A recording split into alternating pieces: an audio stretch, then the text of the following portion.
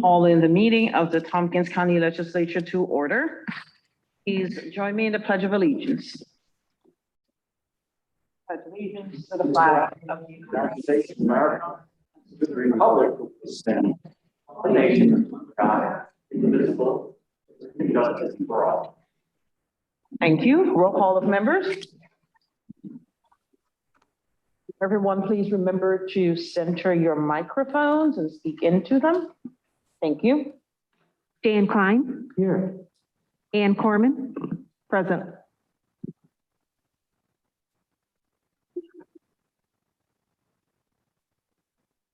Mike Lane. Here. Dave McKenna. Here. Here. Martha Robertson. Here. Leslie Schill. Mike Figler. Here. Shauna Black. Here. Amanda Champion. Here. Deborah Dawson. Here. Henry Granison. Present. Rich John. Here. Leslyn Mc. Present. We have 13 members present. Thank you. Distribution of proclamations, petitions, communications, and notices. You would have received your communications. I have one proclamation, which I will read.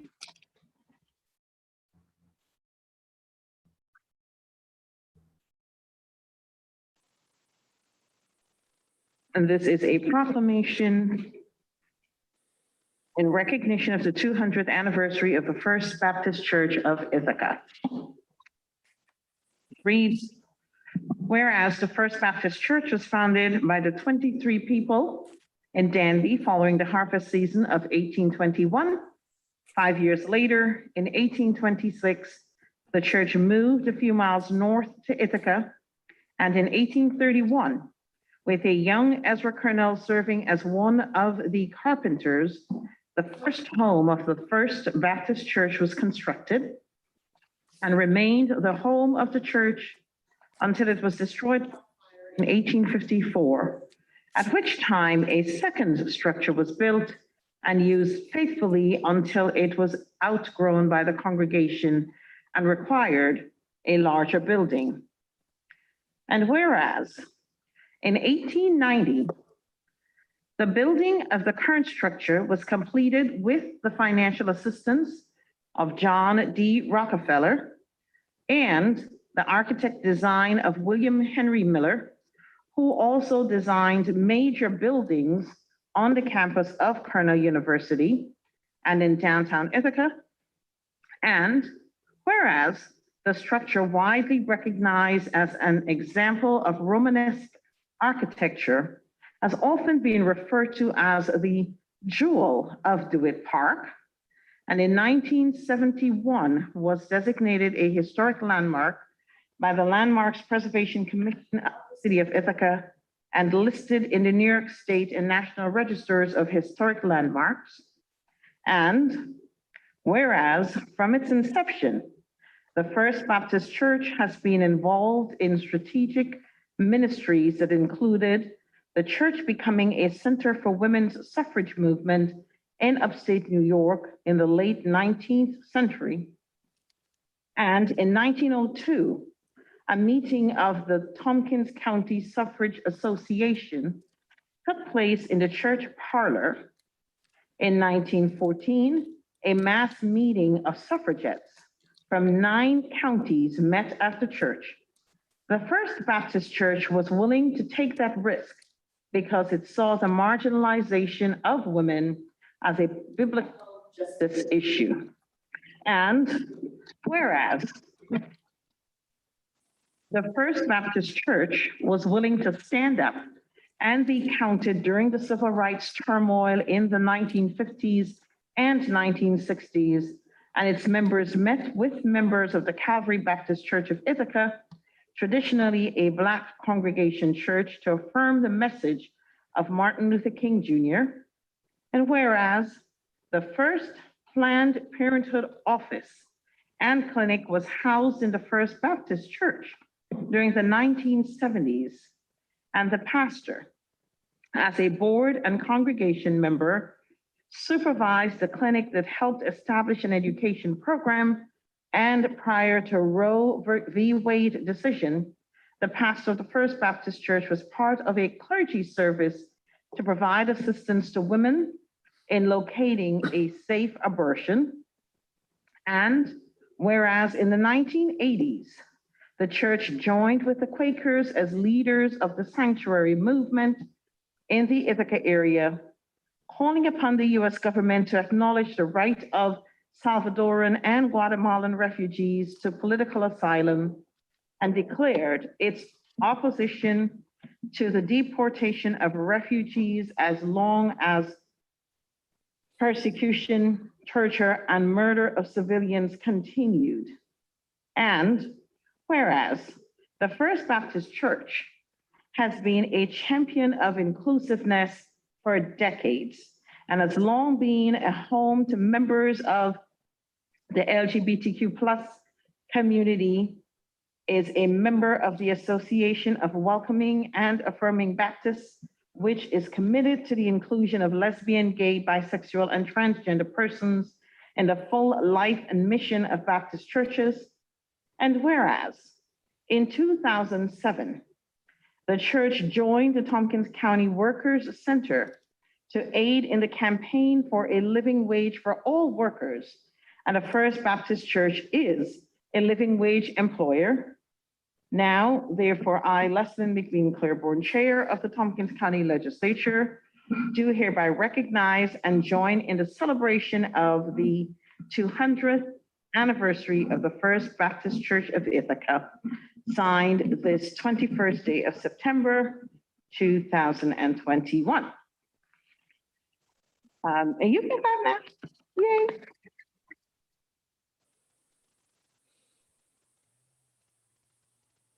Anyone here to accept this proclamation? Anyone from the church here?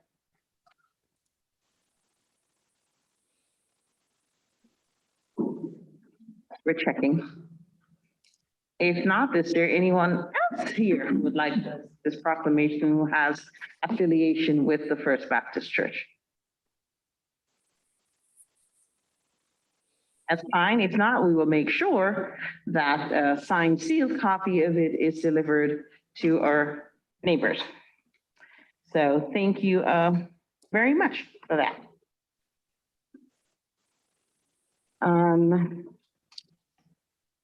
I want to very quickly go to, we will have an executive session tonight. Quickly to privilege of floor for the public, municipal officials, legislators, and then I need to do a little rearranging of the agenda. So, privilege of the floor for the public. I have one person who signed up to speak with us tonight. And, Zachary Wynn.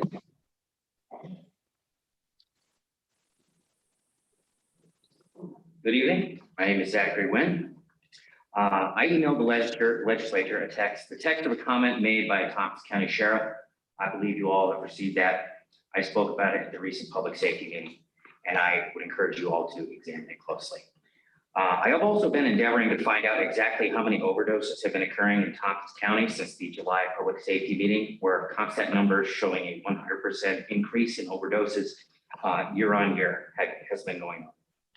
The numbers available from the health department website are months old and will not be fully compiled until next year. My inquiries into exactly what substances are causing the overdoses and what drug people think they are doing when they do overdose have been met with no success. I would like to know, excuse me, if fentanyl is being found in suspected cocaine and heroin seized by Tompkins County law enforcement. I believe this information is important for the public to have, especially if the answer is yes. There are 20,000 students who have returned to town, and it's easy to imagine a situation where a half dozen students are overdosing on tainted cocaine. If this manner of testing on seized drugs is not being performed by Tompkins County law enforcement, I request that funds be made available for the testing of the contents of seized narcotics and for that information to be made available to the public. I yield the remainder of my time. Thank you. Thank you, Zachary Wynn. Is there anyone else? Right. Municipal officials? I see Duxon. Welcome, Duxon. Alderperson Hello. representing the second ward in the city of Ithaca. Good evening. Good evening. So planning and economic development, George gave you an update of our last council meeting. Planning and economic development met last week with a couple of proposed pieces of legislation that the public might be interested in.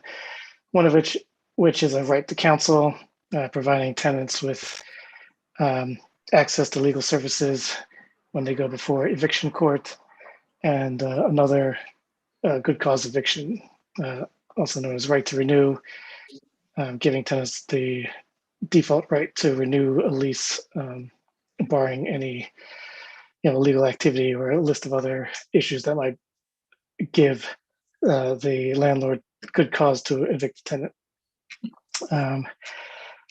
I also hear that modeled after the town's short-term rental legislation, something will be coming to PEDC in the months to come. So that's another controversial bit that'll be before us soon. Tomorrow, we are meeting as a committee of the whole, all of council meeting to discuss 5G and other wireless facilities legislation, zoning basically, and design guidelines. And what else? The reimagining public safety issue, effort is continuing. We're still doing call type classification in terms of what should solicit a armed or unarmed or alternative response. And I wanted to note that the 2022 sidewalk plan for the city of Ithaca is out. And if you want to see it and have any comments that you want to give, just Google Ithaca sidewalk program. The 2022 plan is there. The contact info for John Legislature, who administers that program, is there. And so if there are sections of sidewalk that the public feels needs to be addressed and that's not on this year's list, they should let him know. I will note that over the 7 or so years that the program has been in place, the fees collected by the program have purchased successively shorter segments of fewer linear feet of sidewalk as the cost of labor and materials has gone up. And so just my opinion, that rates will have to go up. We should at least discuss the increase of rates in the time to come so that we can actually keep up with the amount of sidewalk we have in the city. And that's it for me. Thank you, Duxon. Are there any questions for Duxon or comments?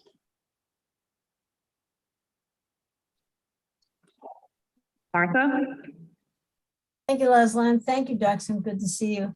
Can you give us any update on what the city is doing with American Rescue Plans funds it's gotten, and how's council involved? I can't because we have not been involved, and I think our controller and the mayor are still working that out.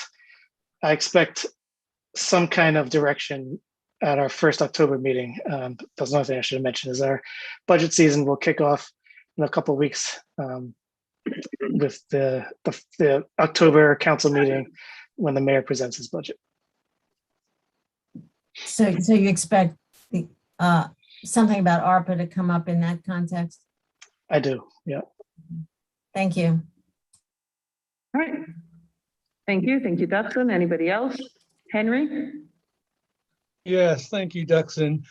I had two questions. One is, what's the city doing about redistricting? That's another thing that we have not started. I asked the mayor about this recently because I saw that the county had started its effort.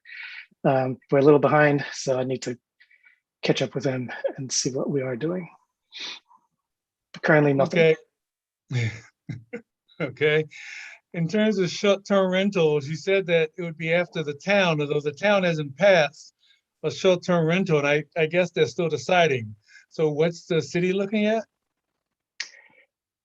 I mean, it's very, very initial, but discussions will almost inevitably start with the town's proposal or be modeled after the town's proposal, which I haven't been able to keep up, but something like 30 days of unhosted rentals, for example, as a start, and unlimited hosted rentals. So again, yeah, you're exactly right. They haven't passed anything yet, and we would prefer to act with some consistency with them. Okay, yeah, I know the town is also worrying about that the chamber and other people have said about the lakefront rentals, that they don't want those to be under the same requirement. Right. I mean, they have a long history of those being rentals, and we don't have that problem, at least not as much. Okay, thanks. All right, thank you very much. Thank you very Thank you. much, Dixon. I appreciate it.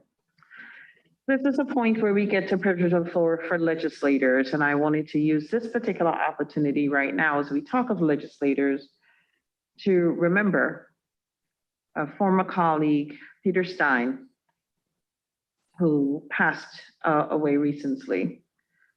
And I want to just ask your indulgence for a moment of silence in remembrance of Peter and all the great work he did, both in politics as well as his work at Cornell and in the community. Please join me in a moment of silence to Peter.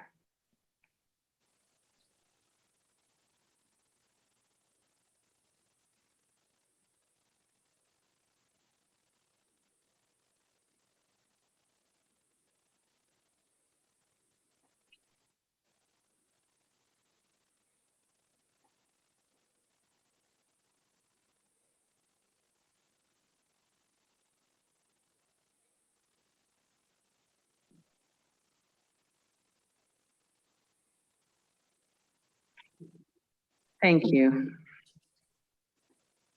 May you rest in peace, Peter. Legislators, I also want to just allow an opportunity and space if anyone wanted to share any thoughts quickly. Anything just around our colleague, Peter. Mike Lane.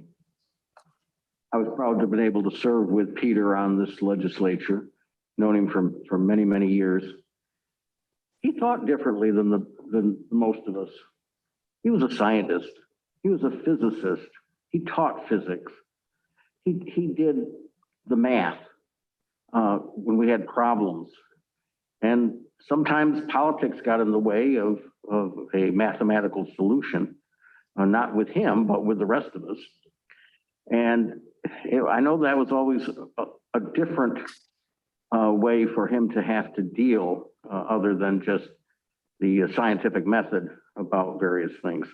But he made us think about things, and he cared about people. He did things like gave rides to people to visit inmates in the Tompkins County Jail. He didn't have to do things like that.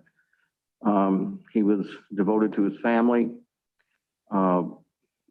His wife was Irene Stein, was a former director of our Office for the Aging. And we'll miss Peter. I'm sorry when he went off the legislature, we were sorry to see him go, but understood. And I wish him peace. Thank you, Mike. Rich? I would just say when I joined the legislature, Peter was entirely welcoming. He really went out of his way to help explain how this august body operates and answer any questions I had. He was really good about that. And I also would just offer the recollection of when he told us about opera. And Peter was passionate about opera. And I didn't know that until he held the floor for quite a bit of time telling us everything about opera. but it was really entertaining, and I will miss him. Thank you, Rich. Anyone else? Martha? Thank you, Leslie, and thank you for bringing the moment of silence for us all to remember Peter. He did hold the floor sometimes for a long time, but he was a great storyteller. I think 50 years of teaching, he really knew how to tell a story and keep an audience. He never shied away from a fight, if that's, not a fight, but from a vigorous debate. I think he loved it most when we didn't all agree on something. A couple of his major passions on the legislature were TCAT. He himself was an avid walker and bus rider, so he loved serving on the TCAT board. And LEAD, Law Enforcement Assisted Diversion, was one of those issues that he grabbed it in his teeth, and he really was really passionate about trying to get that set up in our county. It was always fun to listen to Peter. I drove to and from Lake Placid for NISAC meetings, for NISAC conference with him one time, and his stories were just fascinating. So I always learned something from Peter. He will be sorely missed. His obituaries in the online version of the Ithaca Journal. I didn't see it in the printed paper yet, but it's a truly impressive and warm and lovely story about Peter's life, and I encourage people to take a look. He did have wonderful accomplishments in research and teaching that we're just not aware of, but he served the community with all his heart, and we deeply appreciate his work. Thank you, Martha. Shauna? Yeah, I actually remember the first time that I met Peter. We met at the Ithaca Bakery, and I had set up the appointment in order to meet with him and ask him some questions about the legislature. And the first words that he said to me were, "So you're the lesbian that's running for the legislature," which I thought was highly inappropriate, but it was very much so Peter, and I appreciated that. And from there, we built a relationship. And another story is that I had an uncontested race. And so I told Peter, you know what, let's go out and let's meet some of our Republicans. And he was like, that's a great idea. And so we hopped in the car, and every Saturday I'd pick him up at his house, and we would go and we knock on doors of our Republican friends. And I remember looking at Peter and I said, you know what, wouldn't it be amazing if one of these Republicans actually voted for me? And he looked me dead in the eye and said, don't count on it. And I of course thought that was pretty funny too.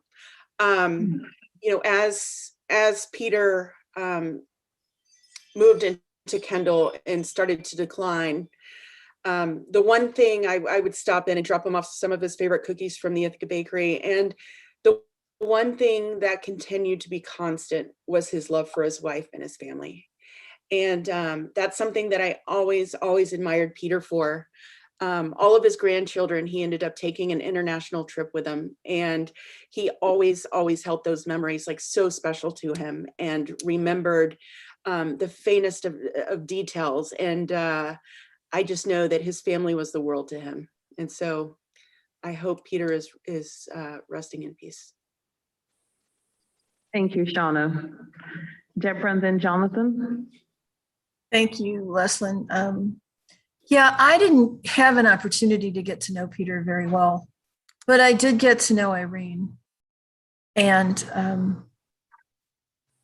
I know that Peter's devotion to Irene and his family was mutual. And in addition to our good memories of Peter, I know that we all send our condolences and Yes. and love to Irene and the family as well. Thank you, Deborah. Yes, we do. Jonathan. So two short stories about Peter, who I got to know very well. One of which we had this issue once on whether to have green shoulders or not as a traffic calming measure. And Peter wanted to do an objective study, and he did a truly objective study, which the highway department did. And someone asked me, I said, and we're always talking about having, the legislature making objective decisions based on data. And someone asked me, said, so do you think the results of this study will make any difference in how anybody votes? And I said, yes, Peter Stein. Because Peter was the most truly objectively, at least what he viewed as objective. He really tried to be objective, and he really was in that way like no one else on the legislature. Another story is that there was this report that was given to the legislature. Some of you remember it. And it was by a group that was anti-fracking, and everybody thought it was great. And Peter thought the science was really bad. And Peter actually prepared a very long, like an hour presentation to give to the legislature, which he came and gave to me at one point. And I was like, Peter, you can't give that. First of all, they're not going to sit there for an hour. And secondly, nobody's going to agree with you. People agree with them. And he goes, but they're wrong, they're wrong. And the long of the story is, I know Peter was right. Peter was right. But you can't tell other people that. But Peter was really, he was devoted to what he thought was right. And even when it would be politically incorrect, you'd really have to convince Peter, said, Peter, sometimes you got to be, just deal with the fact that other people aren't going to be as objective as you are. So I really like Peter for those reasons. Thank you so very much, Jonathan. And you're right. And Peter was right. Peter was right. And it didn't matter what else you said. And we had similar conversations like you mentioned, Shauna, around issues of diversity and inclusion. Peter was right. Peter was right. And Peter always wanted the data and the facts to prove it. Otherwise, it doesn't matter. If the data doesn't support it, it doesn't matter. So just repeating, echoing what Deborah says to Irene and Peter's family, know that this legislature sent our full condolences. And we certainly do honor and respect the work that Peter has done, not only in this community, regionally as well, representing us on government levels and taking Tompkins County and the work in Tompkins County to new minds and new areas, so people knew exactly what we were doing here in Tompkins County and representing us very strongly.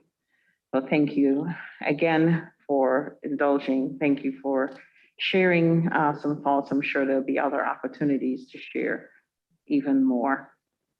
And again, Peter, wherever you are, we wish you a peaceful and powerful rest. Thank you for indulging me in shuffling the agenda a little bit. I'm gonna ask Gio to, Mike Sigler and Amanda, Gio to move to add to the agenda, the resolution. Yeah, I would like to make a motion that we get this on the agenda. It's the appointment of election commissioner. Moved by Mike Sigler, seconded by Glenn Maury. Any discussion? All right, we need 10 votes to add this to the agenda. Roll call vote. Dan Klein, Yes. Ann Corman, Yes. Mike Lane, Yes. Dave McKenna, Yes. Glenn Maury, Yes. Robertson, Yes. Leslie Show. Yeah. Mike Sigler, Yes. Shauna Black, Yes. Amanda Champion. Yes. Deborah Dawson, Yes. Henry Grandison, Yes. Rich John, Yes. Lesley McBean Claiborne. Yes. 14 ayes, 0 no's.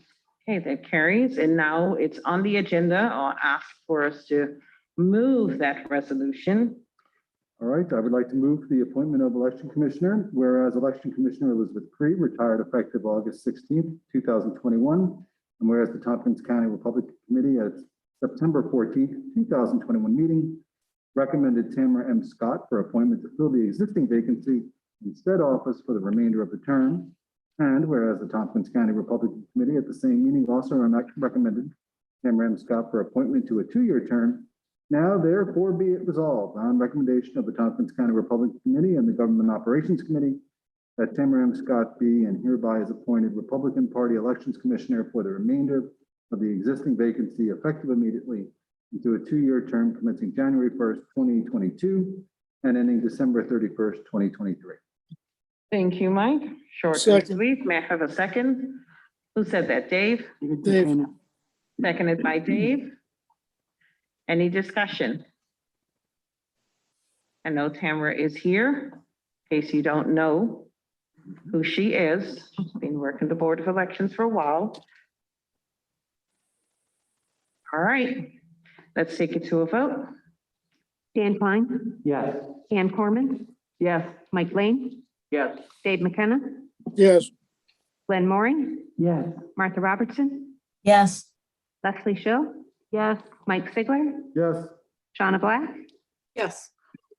Champion. Yes. Deborah Dawson, Yes. Henry Grandison, Yes. Rich John, Yes. and McBean Claiborne. Yes. 14 ayes, 0 noes. Thank you. That passes unanimously. Congratulations.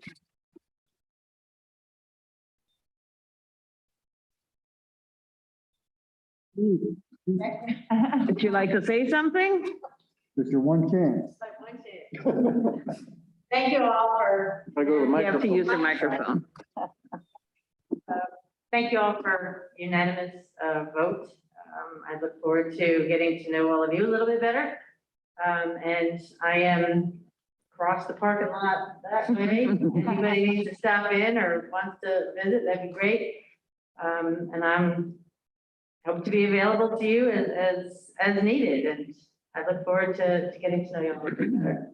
Thanks so much. All right, thank you again. Congratulations. All right. Let's go back then to our of the agenda. I don't have any chairs appointments. Okay, let's go to special topic and, oh, wait. Were there any other topics that legislators needed to speak about on the privilege of the full for the legislature? I realized that I went to Peter and didn't leave space for anything else. Sorry about that. Dan Klein? Yeah, thank you. I just wanted to mention that the State Theater has reopened. This is exciting. This is a cultural part of our county, I would say. I happened to usher at the State Theater, and I had ushered at the Graham Nash show in February or March of 2020. Didn't know it was the last show at the time. 559 days went by till the next show, which was last weekend, which I also got to usher for. So I felt a little extra connected, kind of bookended the pandemic. So in addition to just celebrating that the theater is open and that there's more shows coming up, I also just wanted to mention that their policy is vaccination. You have to be vaccinated to get in, and you have to wear a mask the entire time you're in the theater. And it's just so obvious to me that these are the steps we need to follow if we want to get back to something like normal. And the State Theater is showing a really good example of how that can be. Thank you. Thank you, Dan. Thank you for sharing that. Anyone else? And again, I apologize for looking at part. Martha? yeah, are our hands not showing when we're up to raise? No, it is. I'm just looking around, and when I look up at the screen and I see you. Okay, thank you. I just want to report a brief report on the NISAC conference, the fall seminar that was held last week. Henry and I went, and Deanna Carithers, our Equity and Diversity Officer, she made a presentation. Henry and I were participants, and it was it was lively. It was in Syracuse. It was almost as full, I think, in attendance as usual. The photos, there are photos, and many of the presentations are also up on the NISAC website now. So if you'd like to, you don't see the full presentations, but you can see the slides that were at like 16 or 18 of the presentations. So there's some very useful information that's available for anybody who didn't get to go, or even if you went, you didn't get to every workshop. The plenary, there's also the full video of the plenary presentation by NASA oceanographer, Dr. Bridget Seegers. That's on YouTube. You can see the whole thing, which she was really fascinating. The resolutions that NISAC passed were, as always, a long list. But one of the primary resolutions passed by the board of directors was about Medicaid reconciliation. So that's right at the top of their lobbying list. I have the full copy of the paper copy of the resolutions if anybody wants to read them on paper, but those are also either on the website now or they will be. But those are important statements that that NISAC uses to lobby on behalf of the interests of counties. So one other thing is that the Climate Resiliency Committee, which I've been chairing for the last year and a half, new chair of that will be Patrick Ryan, who's county executive from Ulster County.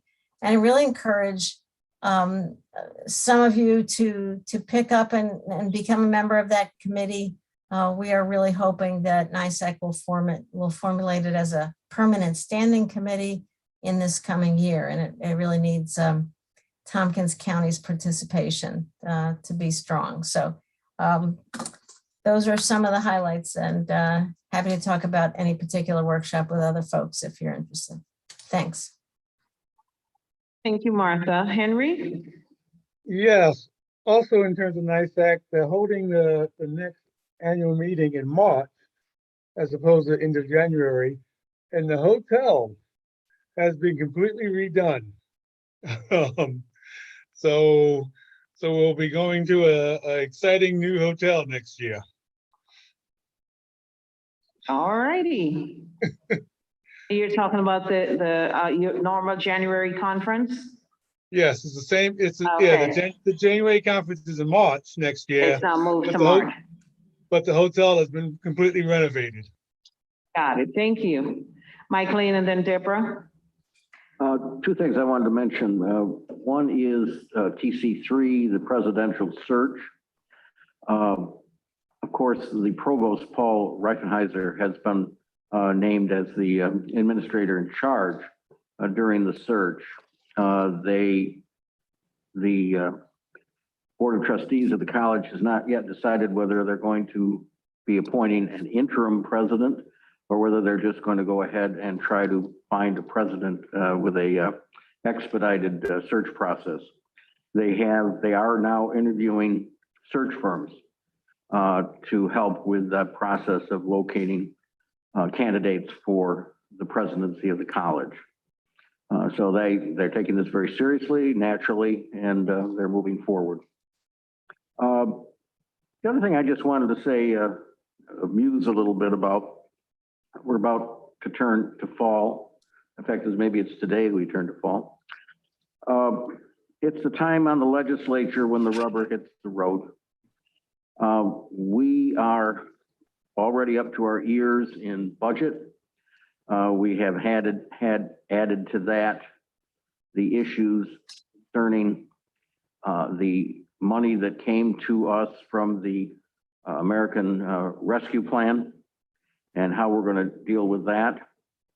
We've got searches for various positions in the county that are going on. And we are spending a lot of time on our county duties. When I say we, I'm talking about legislators, but also the people that help us so much, our administrator interim, and also department heads and other staff members. We couldn't do it without them, but I hope folks look at their legislators and the work that they're doing. Listen to us if you can have a chance when we speak and handle our business, whether it's watching it on TV or seeing the live streams. But this is a very effective legislature, and we will continue to do good work right through the end of the year. We are a team, and I think the people of Tompkins County are fortunate, in my view, to have the experience of so many of you sitting around this table. Thank you. Thank you, Mike. That was really nicely done. Thank you. Deborah. Ah, shucks, Mike. Well, I wasn't talking about Blushing. you. Of course not. Well, I want to harken back to the item that Henry reported on.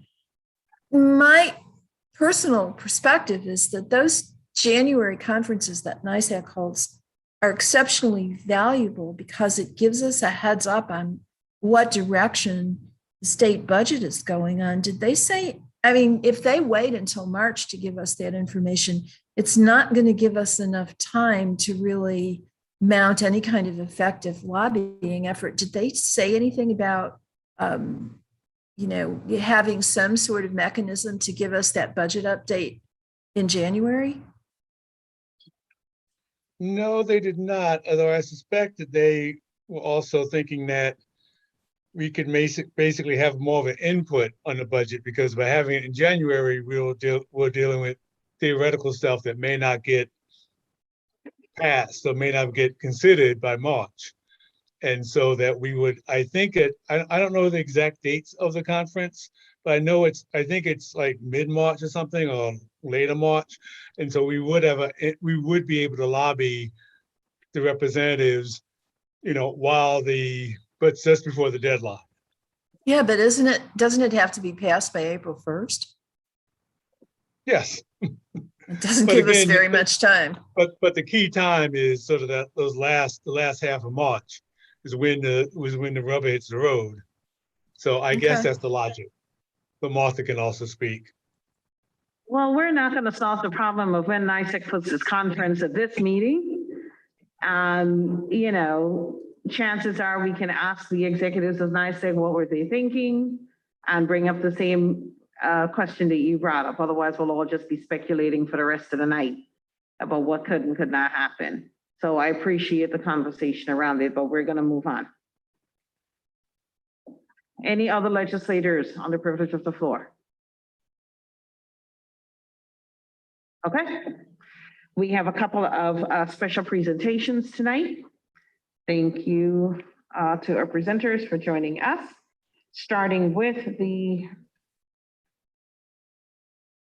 Cornell Cooperative Extension Food System Plan update, and I do believe Don Barber is here for that.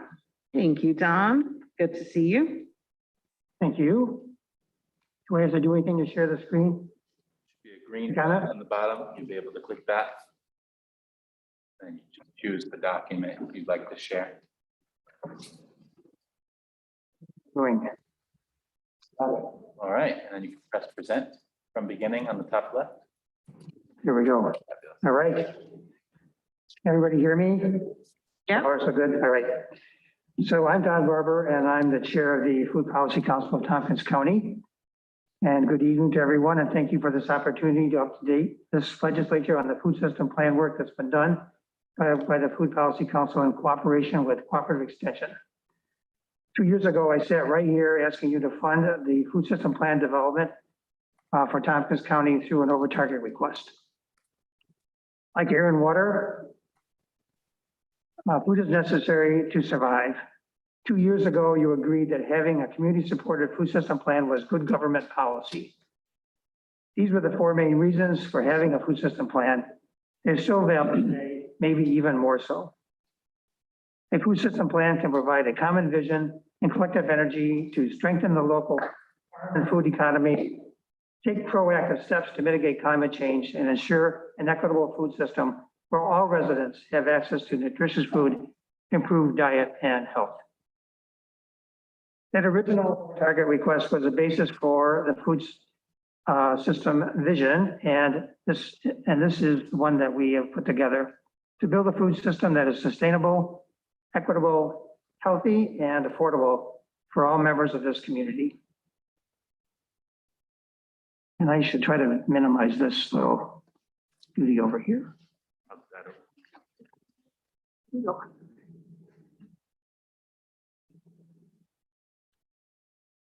So both the county legislature, I should mention that 2 years ago, when I asked you for funds to support a part-time coordinator with Cooperative Extension picking up the benefits, we hired Katie Stoner Hallis, who many of you may know.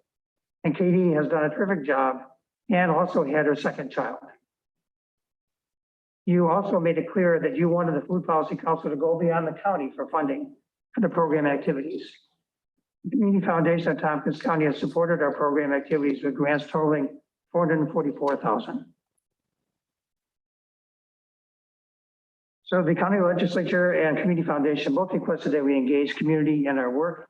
And here's a summary of the connections that we've made.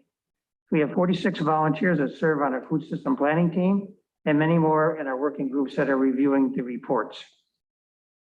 These are the community partners that we've engaged with over the past year and a half. Can you hold that slide a little bit?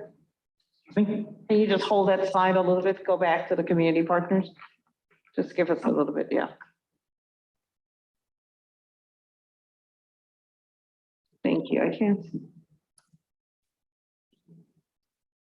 What's on the bottom, on the area farmers, pantries, community members? Okay, thank you. Sure. So we've had 2 community events bookending the pandemic, one in February 2020, and another one coming up next week to engage the community with the work that we're doing.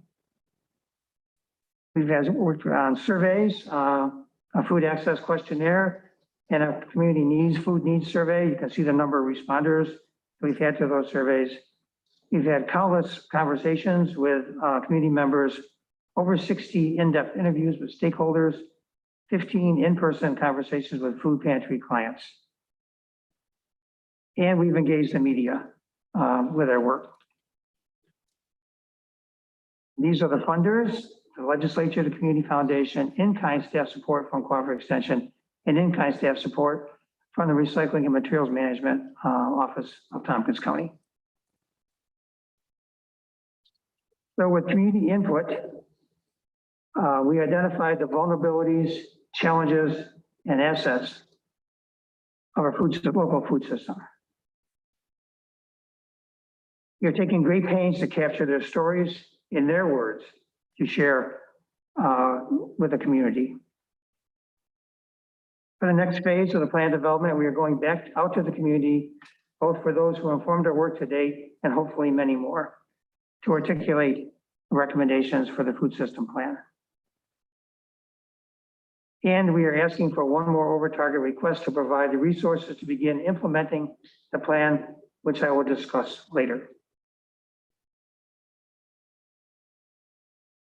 This is our work plan that we've had to date, and you can see that we have baseline assessments, summaries for production infrastructure, food environment, and so on, and I will be discussing those, giving you brief summaries on those. You can also see the data sources that we've used up to now, as well as our food system logo that we have on our website.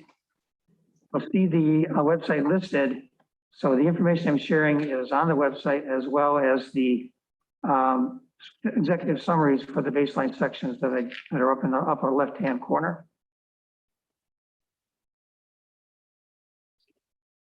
So our work plan for this right now is September 29th, we're having a community event. We'll share baseline assessment findings with the community at a fall kickoff, which is at 5 p.m. at the Ithaca Farmers Market. So that's next Wednesday. This fall and winter, we have ongoing community events that we'll be holding, and to get plan goals and recommendations In the spring, we'll be drafting recommendations that we will be consistently kicking out to community members. And in May of next year, our goal is to bring to this legislature our food system plan recommendations. So this is the food production landscape. This is a summary of the data that we've gathered. We've found that labor cost is high. We have a limited labor pool, a shortage of farmers for the next generation. Our producers financially struggle. Off-farm income is needed, and regulations impede profitability. We've learned that access to retailers, distributors, and processors and business support is lacking for our production folks. We've learned that access to land is difficult due to systemic racism and inequalities, also high land prices and development pressures. We've learned that climate change has significant impacts, requiring time and energy for mitigation and adaptation. And all of these hurdles are very high for new and beginning farmers.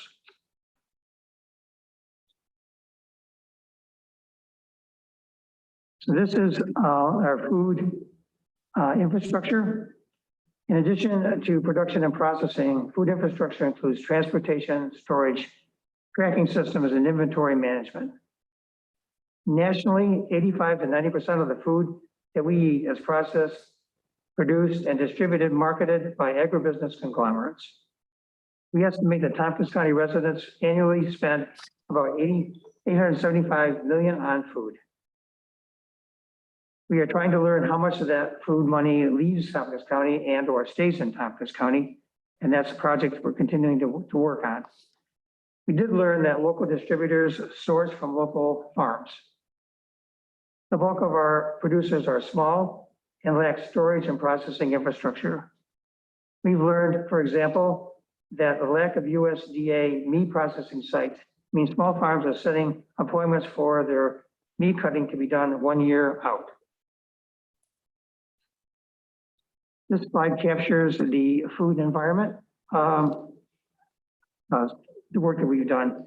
So what is food environment?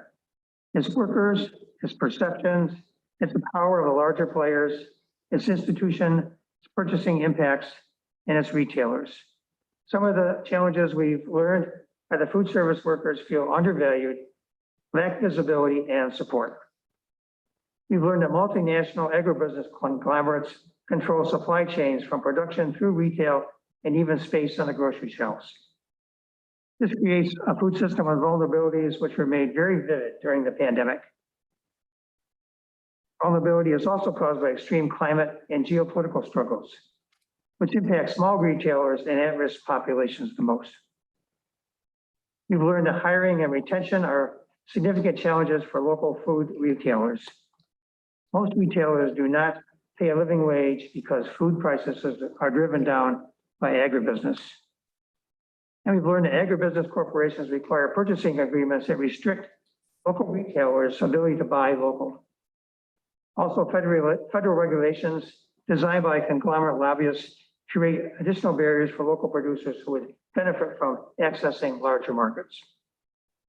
And being in a cold weather climate with short growing season creates challenges for retailers and restaurants trying to source local products. Food access and security is where our group has spent the bulk of its attention during the past year and a half. Food security means always having both physical and economic access to sufficient, safe, and nutritious food. Our food travels an average of 1,500 miles to our plate. For a host of reasons, our food is 17% more expensive than the national average, which puts an additional burden on low-income residents. 11.6% of our residents are food insecure, and 1/3 of those residents are not eligible for SNAP. Our community has told us that time for food shopping and preparation is a limitation. They have limited access to nutritious, fresh, and culturally appropriate food. And the spectrum of transportation-related issues disrupt food access and security for them as well. Food insecurity is inherently tied to other structural factors, such as income, wealth, racism and classism, disabilities, housing and transportation insecurity. We discovered that racial disparities in food assistance enrollment show higher levels of food insecurity among Black residents, which is layered on top of the lowest rates of income and highest rates of poverty in the county. It was confirmed that emergency food agencies help residents access food. And for all of us, pervasive climate uncertainty promises food uncertainty and system instability going forward. Warming, extreme weather events, flooding and drought lead to disruption of food production and distribution. The food plants is further compromised when 75% of our food comes from just 12 plants and animals.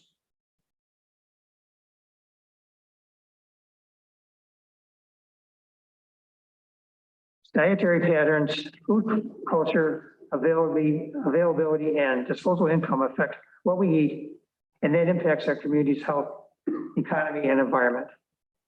People want healthy food for everyone, but even when those identify good food as healthy food, still don't consume enough fruits and vegetables. Another challenge that we've identified is that there is still a lot of consumer confusion about how to eat sustainably.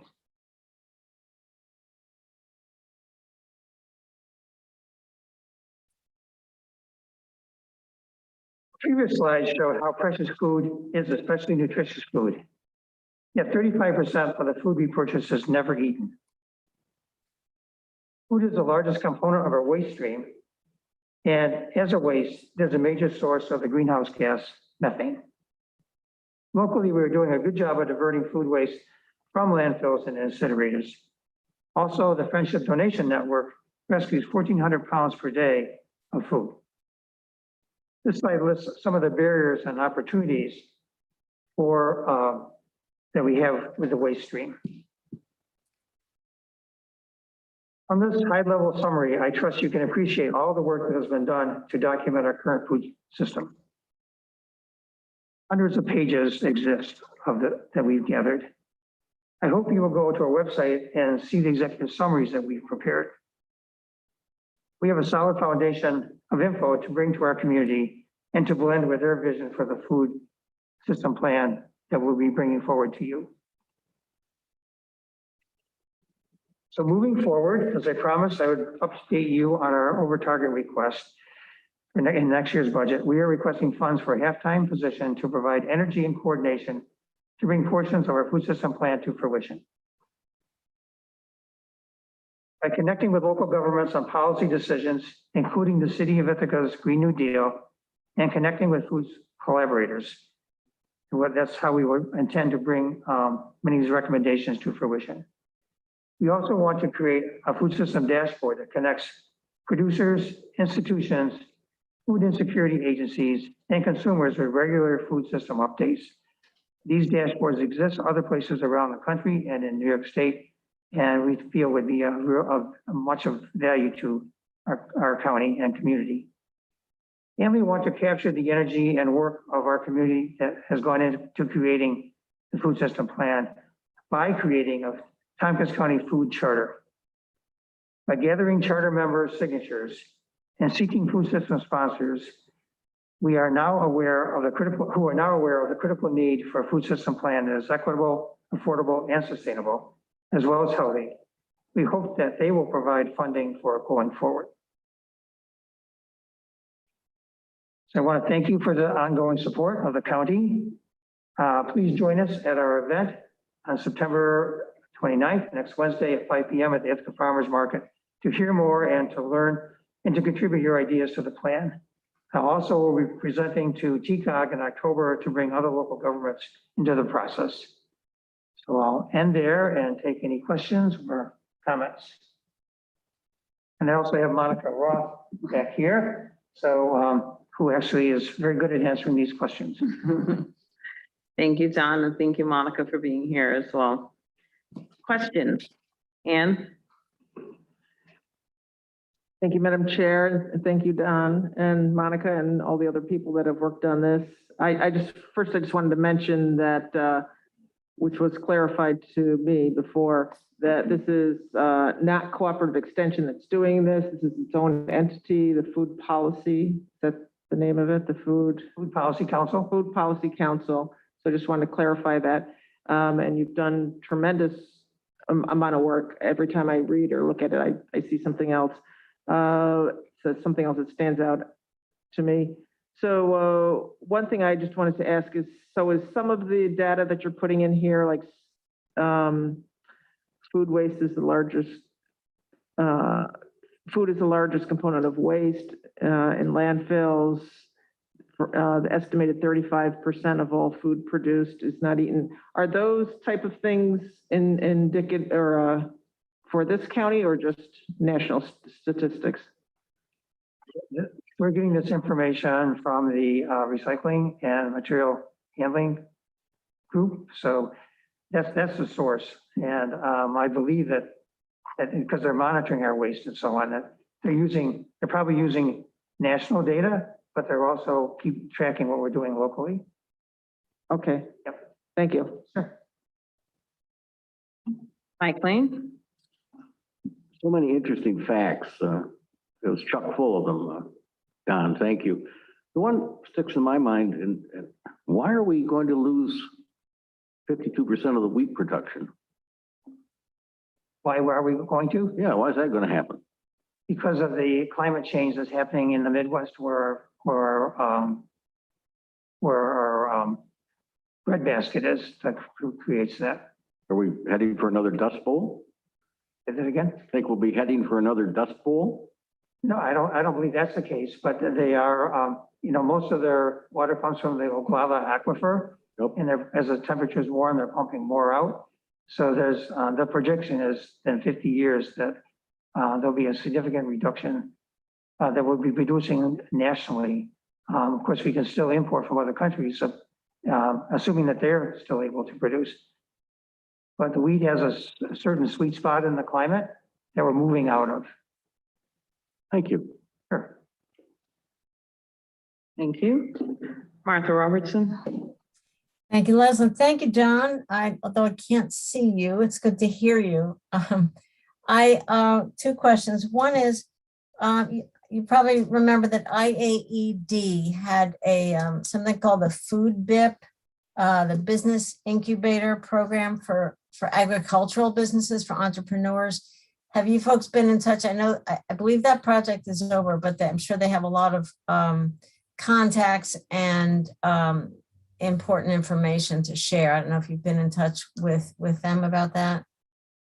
So I don't know that we have, but I'm writing that down as a note to make sure that we do. Thank you, Martha. And I'm afraid the woman who led that up, her name escapes me, so I can't help you there, but Heather will know. And then I've heard a lot about the corn in our county, that much of it is used for ethanol. So not used for food at all, but for energy. Do you have any sense of that, or any way to track or measure that? So being a farmer and knowing that a lot of the corn that's grown goes to cows, I'm not sure much of it in Tompkins County is going to ethanol. It's providing food for the dairy industry that's really not centralized in Tompkins County, but just north of us, there's quite a bit of it, and it's heading up that way. So I'm not aware that much of the corn is being sold as a commodity for ethanol. Okay, thank you very much. Sure. Thank you. All the questions, comments? Henry?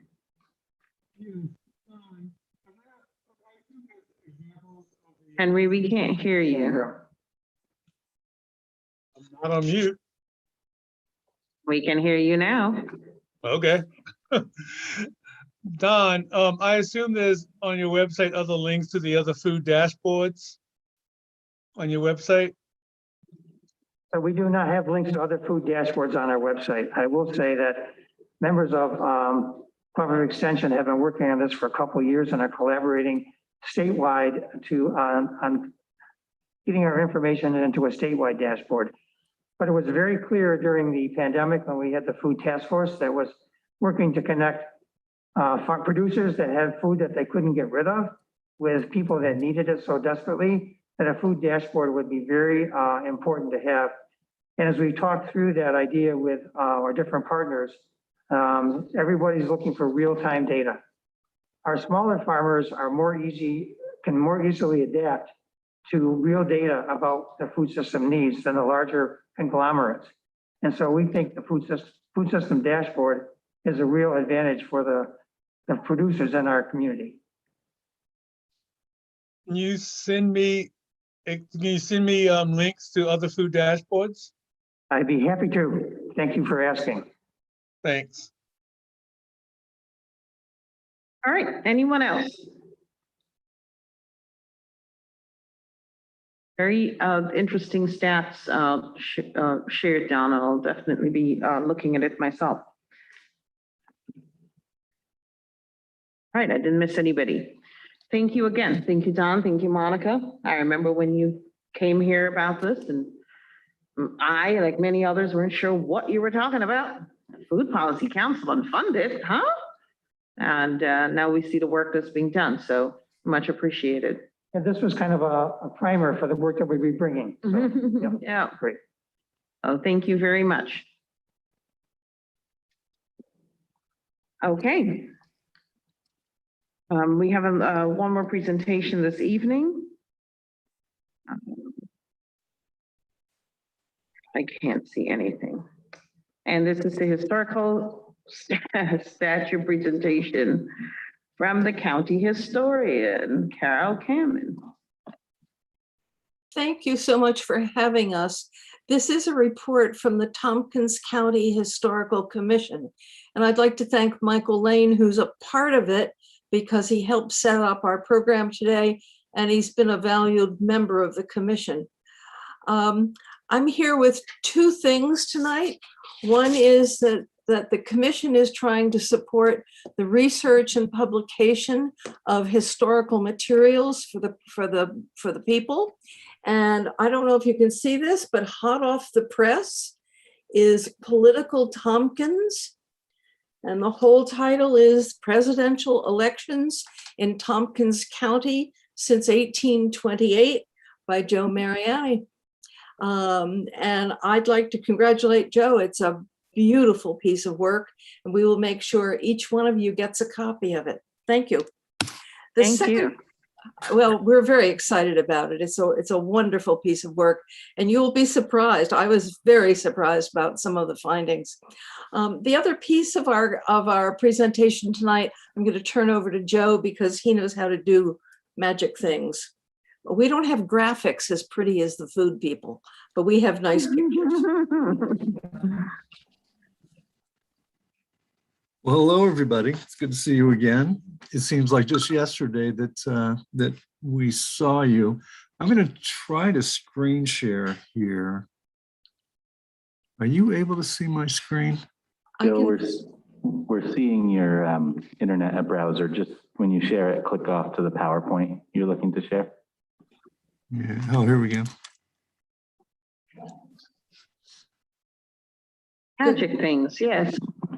Yeah. Here we go. I listened to Mike Lane describing the difficulty of what's facing you over the next couple of months and how tough your decisions are going to be.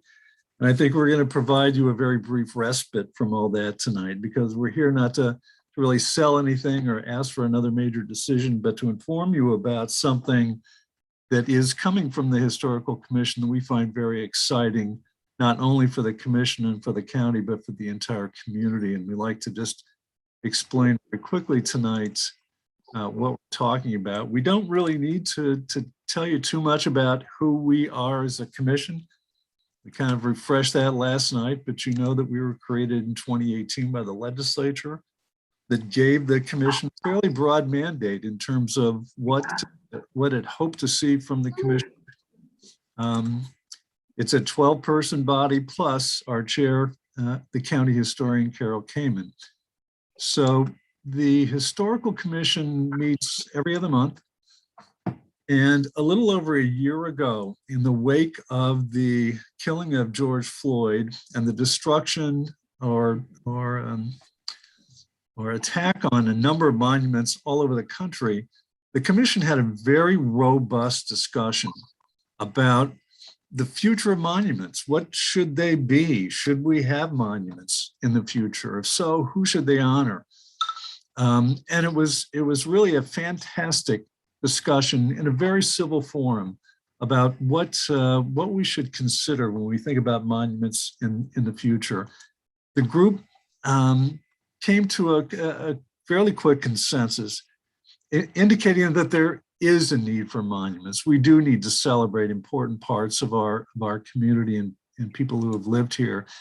And a consensus also around who should be the subjects of those monuments, and found that they should be people who represent the values of the community, who've been a part of our community.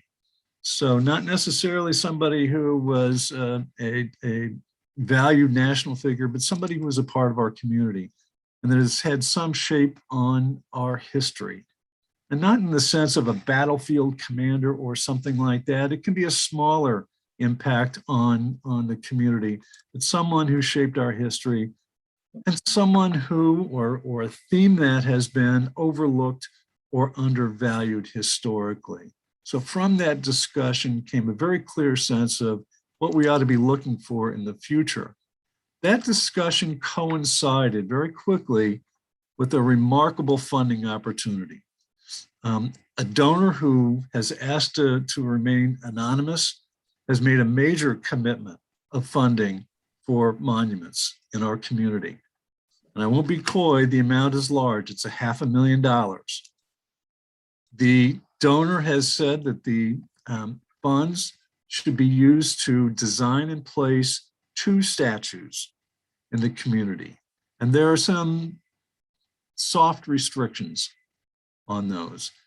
That the monument should be sculpted by an artist who has national recognition.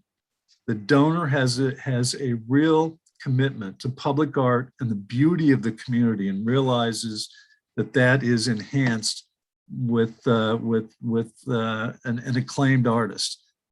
It also is a part of it can be a part of a community's tourism portfolio, an attraction that could draw people to the community, or once they're here, provide another attraction for our tourists.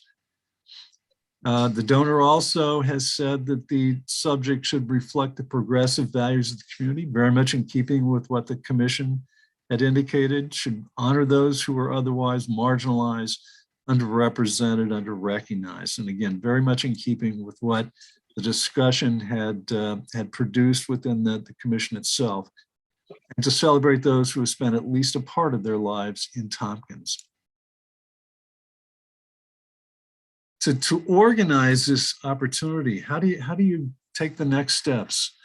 The commission formed very informally a steering committee to begin discussing how we bring this to fruition. It included 4 members. Caroline and I are both on it. Someone you know well, Leslie McBean-Claiborne, has volunteered to help us and has sat on this informal committee.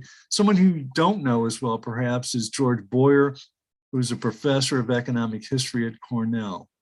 So this little group has been pursuing the opportunity, and very quickly, after exploring the availability of local artists, Carol reached out to someone who is really among the most acclaimed artists and sculptors in the country, Meredith Bergman, on the outside chance that she would be willing to take on a commission like this. Meredith Bergman, it meets that test of being an acclaimed artist. And I'll show you a couple examples of her work, but they include the Women's Rights Pioneers Monument, which was placed in Central Park a year ago to commemorate the centennial of the 19th Amendment ratification. It's the first statue to be placed in Central Park since 1965, and it's the only statue in Central Park that depicts women who actually lived. She has also produced a statue of Rosa Parks that's in the collection at the U.S. Capitol, the Boston Women's Memorial in Boston, and again, I'll show you some pictures of these, memorial to County Cullen that's in the library that's also named after him, a part of the New York City library system. This will give you an idea of the quality of Meredith Bergman's work. This is the women's rights pioneers in Central Park. You can see that if your eyes are better than mine, it honors Sojourner Truth, Susan B. Anthony, and Elizabeth Cady. You get a sense of the artistry by these close-up views of that same statue. The work of Rosa Parks that's in the US Capitol. This is the Boston Women's Memorial. It's located in Boston's Commonwealth Avenue Mall. I think one thing to look at here is the life-size statues, and she makes more monumental pieces as well, but the life-size statues really invite interaction with the public, and she's made that a point of her work. In a very similar way, the County Cullen statue. There's placed in the library a statue of Marian Anderson at Converse College. You'll see a picture here of Meredith Bergman, the sculptor who has agreed to take the commission in Tompkins. Another work of hers, Ruth Bader Ginsburg. This is the newest of her works. It's the FDR Hope Memorial. I think it was recently unveiled. It's on Roosevelt Island in New York City. And the last example, pretty powerful. It's her response to the September 11th attacks, done relatively soon after those occurred. So to make this move forward, we have had a discussion with INHS, and INHS has agreed to be a key partner in this project.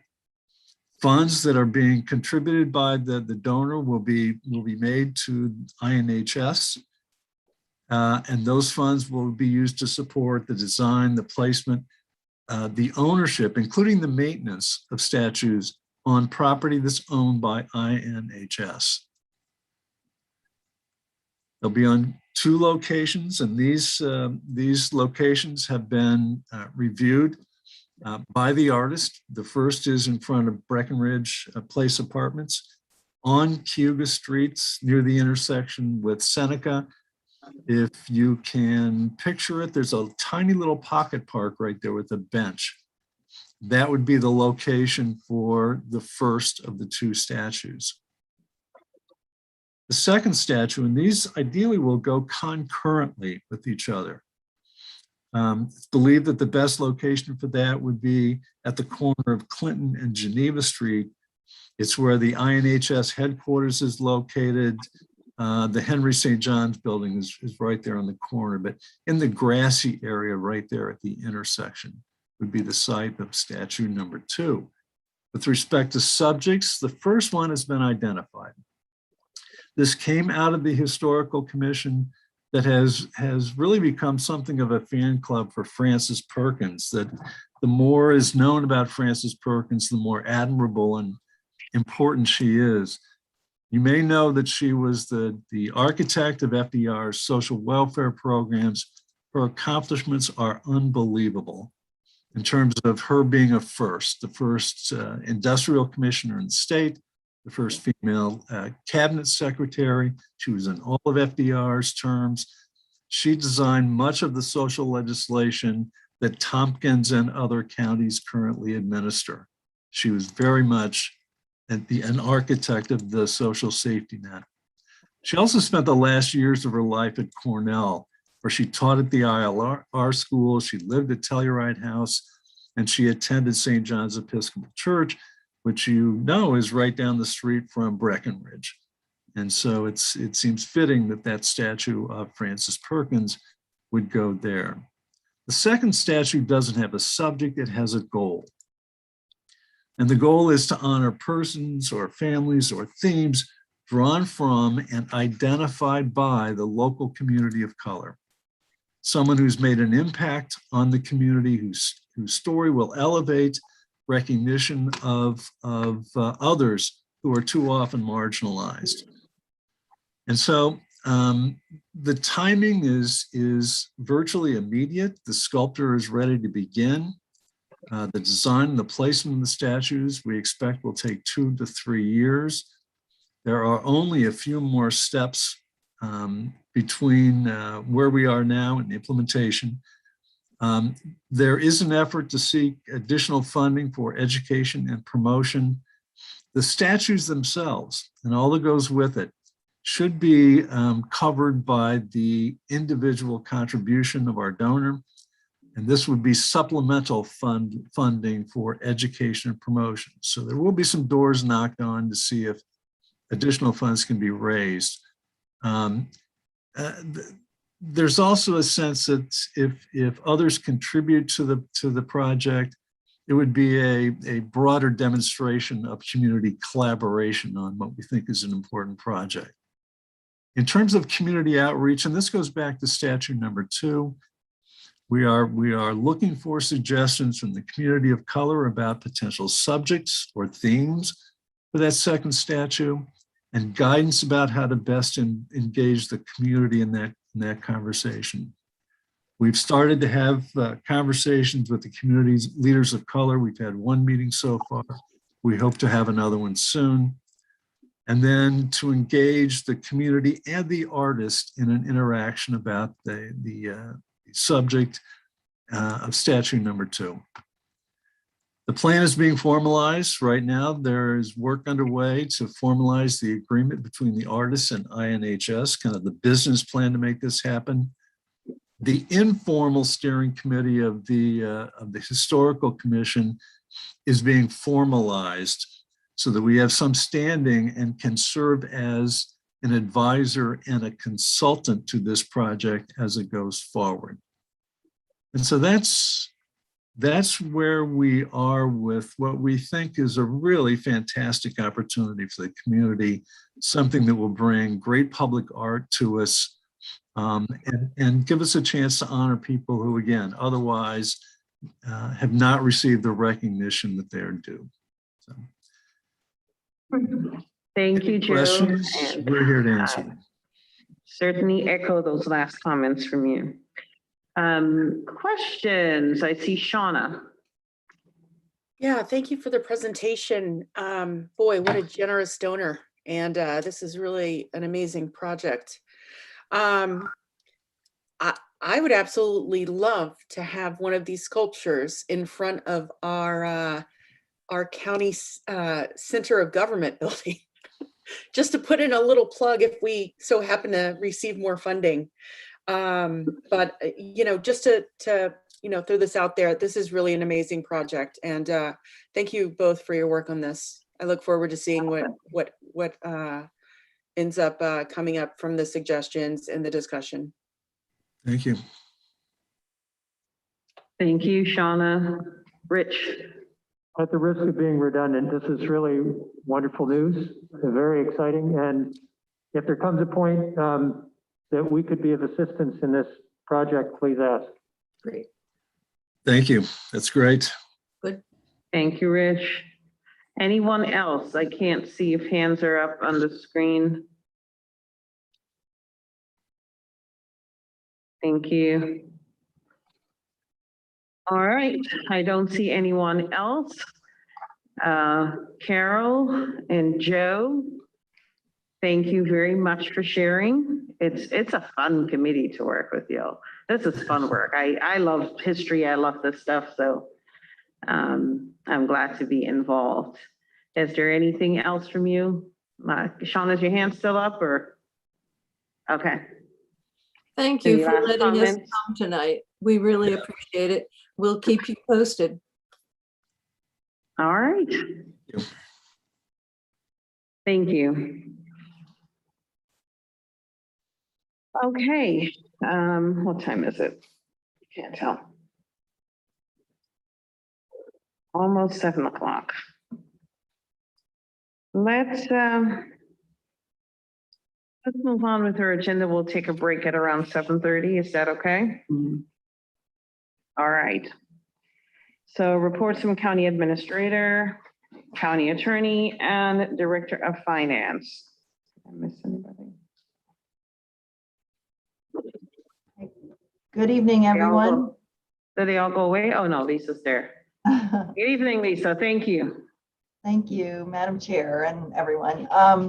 For the county administration report tonight, I'm just going to go right into the COVID update, and I would like to defer to Amy and Frank to lead us through tonight's COVID update.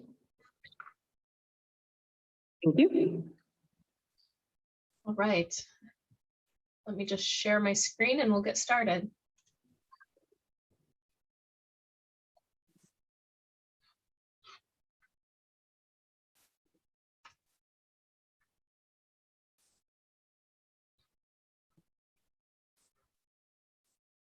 All right, can everyone see the slideshow okay? Yes, ma'am. All right, well, we'll get started then. It's going to look very similar to how we have been doing this for many, many weeks now. Since the last time we met, we have seen a plateau in cases and vaccinations have been continuing. So at this point, we've had an additional 508 cases since we last met. Currently, there are 8 hospitalized, and we've had, unfortunately, 3 additional deaths that have been announced since our last meeting. It's been busy working in the COVID realm, and I'm sure Frank will talk more about that.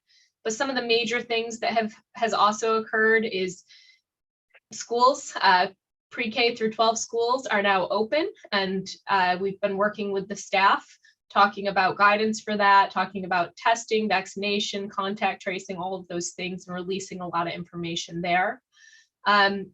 We've also been pushing out some more vaccination clinics. They're being held throughout the county. They are much smaller clinics in many cases, but we're continuing to offer it. The pharmacies as well are offering the vaccine. So as people are deciding that they would like to get the vaccine, there's still places that they can do that. We've had some messaging go out around flu clinics, and how the flu vaccine is also vital during the COVID-19 pandemic. Information on, unfortunately, those deaths of some Tompkins County residents, announcing that, as well as sending our condolences to their families and friends.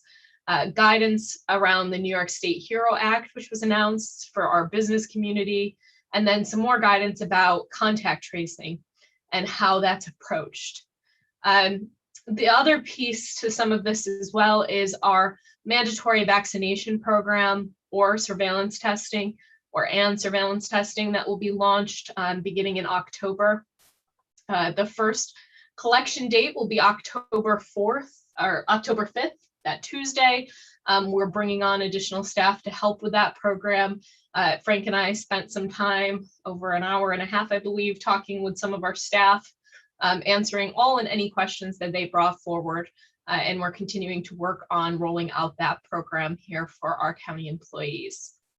Our communications continue to remind the community of the precautions that they need to be taking to stop the spread of COVID-19. Again, that mask advisory continues to be in effect. We are encouraging everyone to wear a mask while indoors and around others, regardless of the vaccination status. So we have continued to do that. We have also continued to acknowledge that there's vaccines readily available when people decide that they are ready to get that vaccine. They should be doing that. And also in this time of year, often people, have symptoms that they may not know what's going on. If you are symptomatic and it looks like a COVID symptom, please feel free to get tested. If you're a close contact of a positive case, get tested, and testing continues to be available. This is what our work has looked like, continuing to have overtime hours as well as regular hours associated with the COVID pandemic, continuing to have a lot of staff working on this, especially at the health department. We've brought on additional staff to support the health department, but with high case numbers, that has continued to be a need. Here are the numbers related to the FFCRA leave, continuing to see some employees taking those benefits. And then some of the COVID related expenses, you'll see that there's been an additional $313,000 since our last meeting. That includes another bill for our Kego Medical COVID testing, and then the contract staffing that we just talked about with the nursing.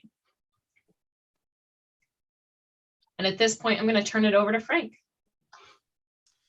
Thanks, Amy. Oh, you can go. Oh, One more. thank you. Thank you. What are you doing, Amy? We're going to stop there. Is this the right slide, Frank? Yeah, that's the right one. Thank you. Okay. As Amy alluded to, we did put out guidance for our PK through 12 schools on contact tracing. We had been talking with the school districts over the summer in preparation for the return of students. Our goal is to follow state and federal guidance, and its intention is to keep kids in school in person as much as possible. So there are very specific guidance for the classroom setting, which virtually eliminates most people in the room as a contact. So for children, as long as they are masked effectively, they are not considered a contact unless they are within 3 feet of the individual, the case, for more than 15 minutes. So for most classrooms, with the way our schools have set up for this school year, we're seeing minimal close contacts to school-based cases. School buses are a bit more challenging. The same guidance doesn't apply to school buses. It's limited to the classroom setting, but we have been working with the districts to identify those that are close contacts, meaning within 6 feet, masked or not, for more than 15 minutes. So, so far we've done a pretty good job of limiting the number of people needing to be quarantined related to school buses. So this guidance is out. All of the superintendents and their staff have it, and it's also located on our website for anyone that wants to take a look at it. Next slide, Amy. This is our standard prevalence slide. As you can see, I think everyone knows by now our case numbers have dipped off pretty dramatically from the high of just under 500 active cases. And we are kind of settling into a time of between 30 and 50 cases a day. Which is more than we had been seeing previously, and is obviously creating a good deal of work for the staff at the health department doing contact tracing and case investigations. As Amy said, we've brought on more staff, both project assistants and per diem nurses to help. Quite frankly, it's still not enough, so we're still looking for more help. And if there are people out there interested, they can apply for consideration, and we'd be happy to take a look at their applications. But this is kind of where we are now. The cases they're still the most predominant way of catching COVID in Tompkins County is through a household contact. That is the most common way we're seeing, when there's a case in a house, we're seeing more and more people in that same household testing positive. And that's been consistent throughout the pandemic. Beyond that, there really isn't there isn't anything to draw people's attention to. There's a lot of different places of transmission that we've seen, and there's also a lot of instances where we're unable to determine where the person came into contact. So really the general guidance of wearing a mask when you're indoors is whether you're vaccinated or not is really what we're trying to get folks to focus on, and will hopefully provide us the most protection.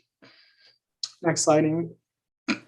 Of course, getting vaccinated is the primary way to help folks be protected. Our positive cases by vaccination status, you can see our overall numbers are coming down. For a while there, a significant portion of the cases were fully vaccinated, and that was in large part to the student higher ed population. It started to come down a little bit. I think we're just under 50% now. Of fully vaccinated in our cases that we're seeing each week. Vaccination progress continues to tick up.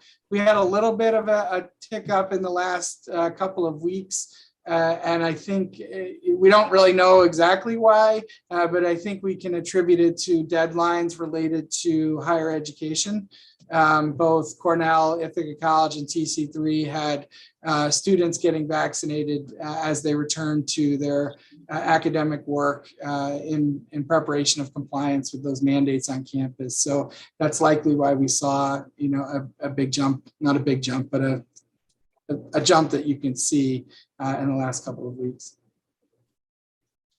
I think that's all we have for tonight. Happy to answer any questions.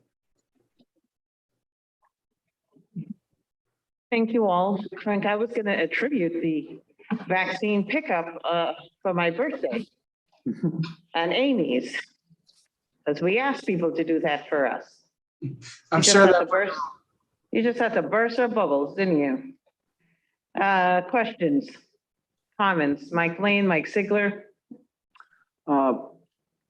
Thanks to both of you for the report as we have each time. Frank, last year, I know your department put out a push for flu shots. Are we going to be doing that again? It's flu shot time. Yeah, we've already had a press release go out. We are looking at some ad buys to get word about flu shots. I've been doing media around flu shots the last few days. I have a couple of more this week. So yeah, we're definitely working to get the word out about flu shots. Thanks. Thank you. Mike Sigler. I just had two questions. I had two questions, Frank. I was just wondering how affect the clinics that we're still holding. I mean, do we get people going to those, or I mean, how effective are they at this point? Yeah, so we're actually winding down the clinics that we're doing. We're finishing up at TC3 this week with second dose clinics. The TC3 ones were pretty successful because the students had a mandate. The other ones that we were doing out in some of the rural parts of the county as they were requested, not as popular. We get 10 here. I think we did 25 or 30 at one of them, which was, we were really happy to see the turnout there. But yeah, the numbers have really have slowed down. And, our message now is vaccine is readily available, whether with your healthcare provider or at your local pharmacy. And that's where we would encourage folks to go. We're really prepping now for boosters and the approach that'll be needed to meet that demand. That kind of leads me to my next question is, so I get a flu shot every year. If there was some type of pairing of flu shot with your booster, I would go for that. So I'm wondering, are we going to do any kind of effort in the marketing of flu shots to say, hey, when you come in and get your flu shot, you should get your COVID shot? Or do we kind of assume that those kind of people already do that? Maybe they do. Yeah, hopefully we're not assuming anything because we just don't know how folks are going to react. But I think in the pharmacy setting, you will see that. And you all probably are aware that pre-COVID, the health department was really getting out of the flu vaccine business because it was so readily available in our community. The clinics that we were holding really were to maintain skills of our nurses in case we needed them for what we just went through. So yes, that is the messaging that we do want to give those vaccines together. We're working with the hospital on our booster dose approach. No final decisions have been made on whether we'll be able to co-locate flu at the same place, but certainly we're considering it and recognize it's an opportunity. All right, thanks, Frank. Thank you. Deborah Henry, Martha. Yeah, thank you, Leslyn, and thank you, Frank. As an old person who got the Pfizer shot, which I'm now starting to read loses its effectiveness considerably after 4 months, I'm looking to get my booster shot at the appropriate time. Is that going to be offered through the pharmacies now and the your general practitioner or your healthcare provider? Yeah, so vaccine is widely available. We don't have a shortage or a limited amount as we did when we did this the first time. So it is easier for the private sector to help us administer the vaccine. Rationing is not really, in their business model. So this will be a little bit different, and we will be encouraging people to go to their healthcare provider or their local pharmacist. But we are working with the hospital to put on a smaller scale, but a mass vaccine location at the mall again, for those that want to use that as their opportunity. I would point out it has not been approved yet. Beyond that third dose, there's multiple processes. The FDA's advisory committee did make a recommendation for 65 plus and those at high risk. The CDC's advisory group will meet this week, I believe. They'll make a recommendation, and then it will be both the CDC and the FDA needing to give approvals. And then, of course, in New York has to give approval to it as well. So we're still waiting for those processes to unfold. We are hopeful that we're only talking about a matter of weeks, though, before those approvals would be granted. So if I could take a follow-up, what would be the appropriate time? Would it be the 6 months? Well, we'll be told that. We'll be Okay. told that by the folks that review the data related to these vaccines. It does look like 6 months is what came out of the FDA. ACIP will review it as well, and they will give us the details. And ultimately, the FDA has to give authorization, and in that authorization, we'll identify who is eligible. Thank you. All right, Henry, and then Martha. Yes, thank you, Frank. I know that in New York State, there's an issue about the healthcare workers getting vaccinated.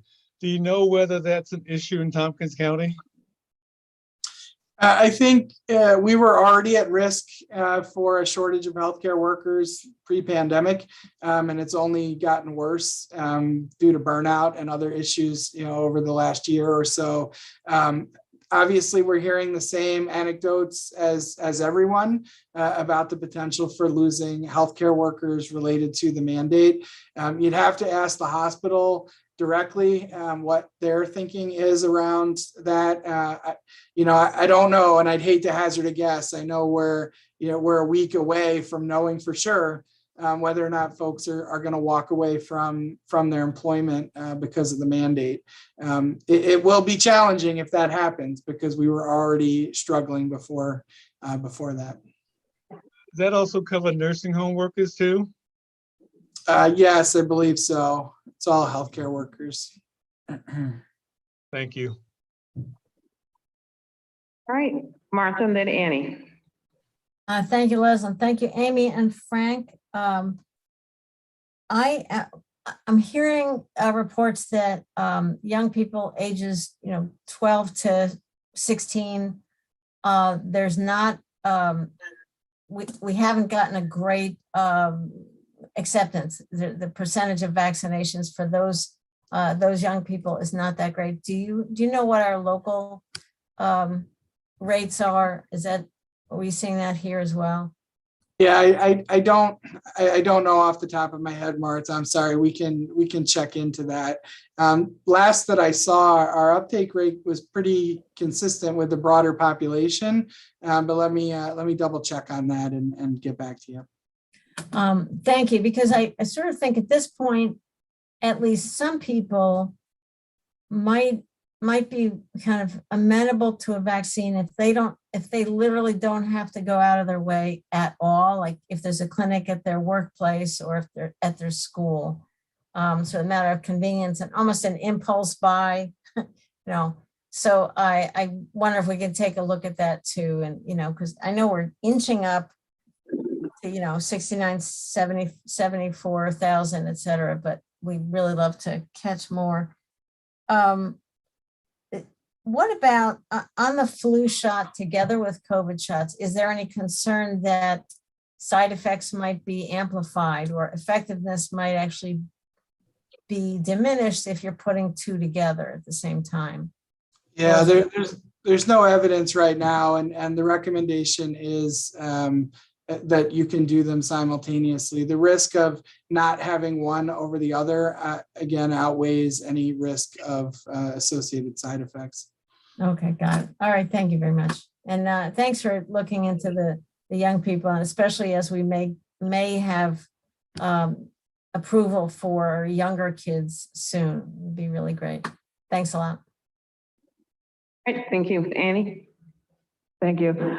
So the question that I have is concerning the 3 people who have recently passed away who were fully vaccinated. And so it was stated that they were elderly. And so I'm just wondering, I've had people ask me from the community, do we have any other information that we can share? Were they, for instance, were they living in a nursing home or another institutional residential setting? Do we have anything further about the actual age or closer, or anything else that we could share about them? No. The information that we shared is what we felt we were comfortable sharing. We actually ran into an issue with the first press release we put out because we added a little bit more information that we normally do, and it created some significant angst for the affected family. And so I think what we've thought all along is that we have to be very, very careful about how much information we're providing when it can be potentially identifiable. So at this point, we don't have any more information to release about those individuals. Okay, thank you. All right, thank you all very much. Thank you for your continued hard work on this, and everyone in here and on the screen as well, as we continue to push people to get vaccinated and to mask up, keep sending the message. All right, anything else from you, Amy, Frank, Dominic, Lisa? All right. Anything from the county attorney?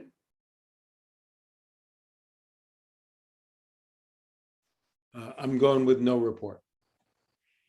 All right. Anything from finance director? And I see the deputy director of finance, Drew. Anything from you? We also share no report. Thank you. I take it you said no report. I did say no report, sorry. Thank you, Drew. Oh, Rich? I did have a question for Drew, if I might. Sorry, Drew, Yes. you don't get away that easy. There's a question for you, which might generate about another 10 questions, just so you know. Sorry. I just had a question about, we were given a page to insert in our budget books on the status of general fund balance. And I was wondering, the ARPA funds that we took into the county, what account did they go into? Those I have thought they were actually, going into fund balance, but they don't seem to show up here. they don't. They actually have set up as a liability on our balance sheet. So they don't go to fund balance because we haven't allocated them and actually earned them. So while we receive them, if we didn't expend them on approved projects, we would have to return them. Okay, but in effect, they are fund balance. Well, because they are not yet earned, they can't be credited to our fund balance. They are in the checking account, yes. But they Okay. truly, the fund balance is usually a net result of revenues less what expenditures we have. Yeah. Given that we have a pretty high degree of confidence that we will spend that money, it's not going to stay a liability, I assume. No, it will not. And actually, we're following what's prescribed by the state office of controller. And they wanted us set up as a liability after we receive the funds. And then as you do the approved projects, you move it from that. And I think there's been already a couple budget amendments that move it from that liability to the revenue in that department, and then the offsetting expenditures in that department. Thank you. All right, thank you very much, Drew. Thank you, Rich, for Anything your else? question. Okay, Okay. Moving on in our agenda. There any staff waiting for any resolutions on the agenda? Anybody else waiting for anything? I see Derek. So that's one on the consent agenda, so we'll take consent agenda up. All right, any other resolutions to be added or withdrawn from the agenda? All right, so let's move on to the consent agenda, which are resolutions and appointments to be voted on as a group unless any member of the legislature requested a resolution or appointment be instead included separately and individually as part of the business of standing or special committees. And I will go down the titles. Let's start with our advisory board appointments to public safety, from Public Safety Committee, sub the DWI and Traffic Safety Board, Dana Half, at-large member whose term expires on December 31st, 2023, and to the Health and Human Services Committee, to the Community Mental Health Services Board, Substance Abuse Subcommittee, Sulimar Pena Vasquez, community member whose term expires December 31st, 2022. Resolutions. From Facilities and Infrastructure Committee, Resolution A, award of bid, PIN 3756.10 Pine Tree Road, County Road 174, Highway Safety Improvement Project, Town of Ithaca, New York, ID 10375, and I'm assuming this is past committee. Resolution B, thank you. Authorization to amend supplemental funding agreement, SA number 2, construction, with New York State Department of Transportation for PIN 3756.53 Etna Lane Bridge, County Route 109 over Fall Creek, BIN 33148180, Town of Dryden, ID 10376.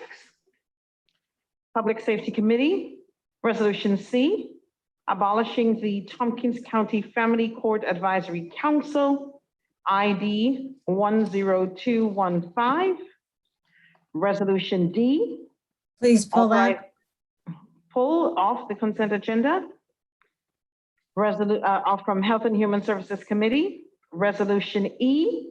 Extend the contracts with Cayuga Health Systems, COVID-19 testing, ID 10366. Resolution F. Budget adjustments, long-term care ombudsman program, WIN, Title 3C1, Tompkins County Office for the Aging, ID 10383. And from Budget, Capital and Personnel Committee, Resolution G, scheduling a public hearing on the 2022 Tompkins County budget and the 2022-2026 Tompkins County Capital Program, ID 10354. May I have someone move the consent agenda, please? Moved by Glenn Maury, seconded by Amanda Champion. Let's have a vote on the consent agenda. Dan Klein, Yes. Ann Corman, Yes. Mike Lane, Yes. Dave McKenna, Yes. Glenn Maury, Yes. Martha Robertson, Yes. Leslie Show, yes, Mike Sigler, Yes. Shauna Black, Yes. Amanda Champion, Yes. Deborah Dawson, Yes. Sorry. Henry Grandison, Yes. Rich John, Yes. Lesley McLean Claiborne, Yes. 14 ayes, 0 noes. Thank you. That carries unanimously. Let's go to Public Safety Committee. We have Resolution D, I believe, that was pulled off of the consent agenda. Rich John, Chair of Public Safety.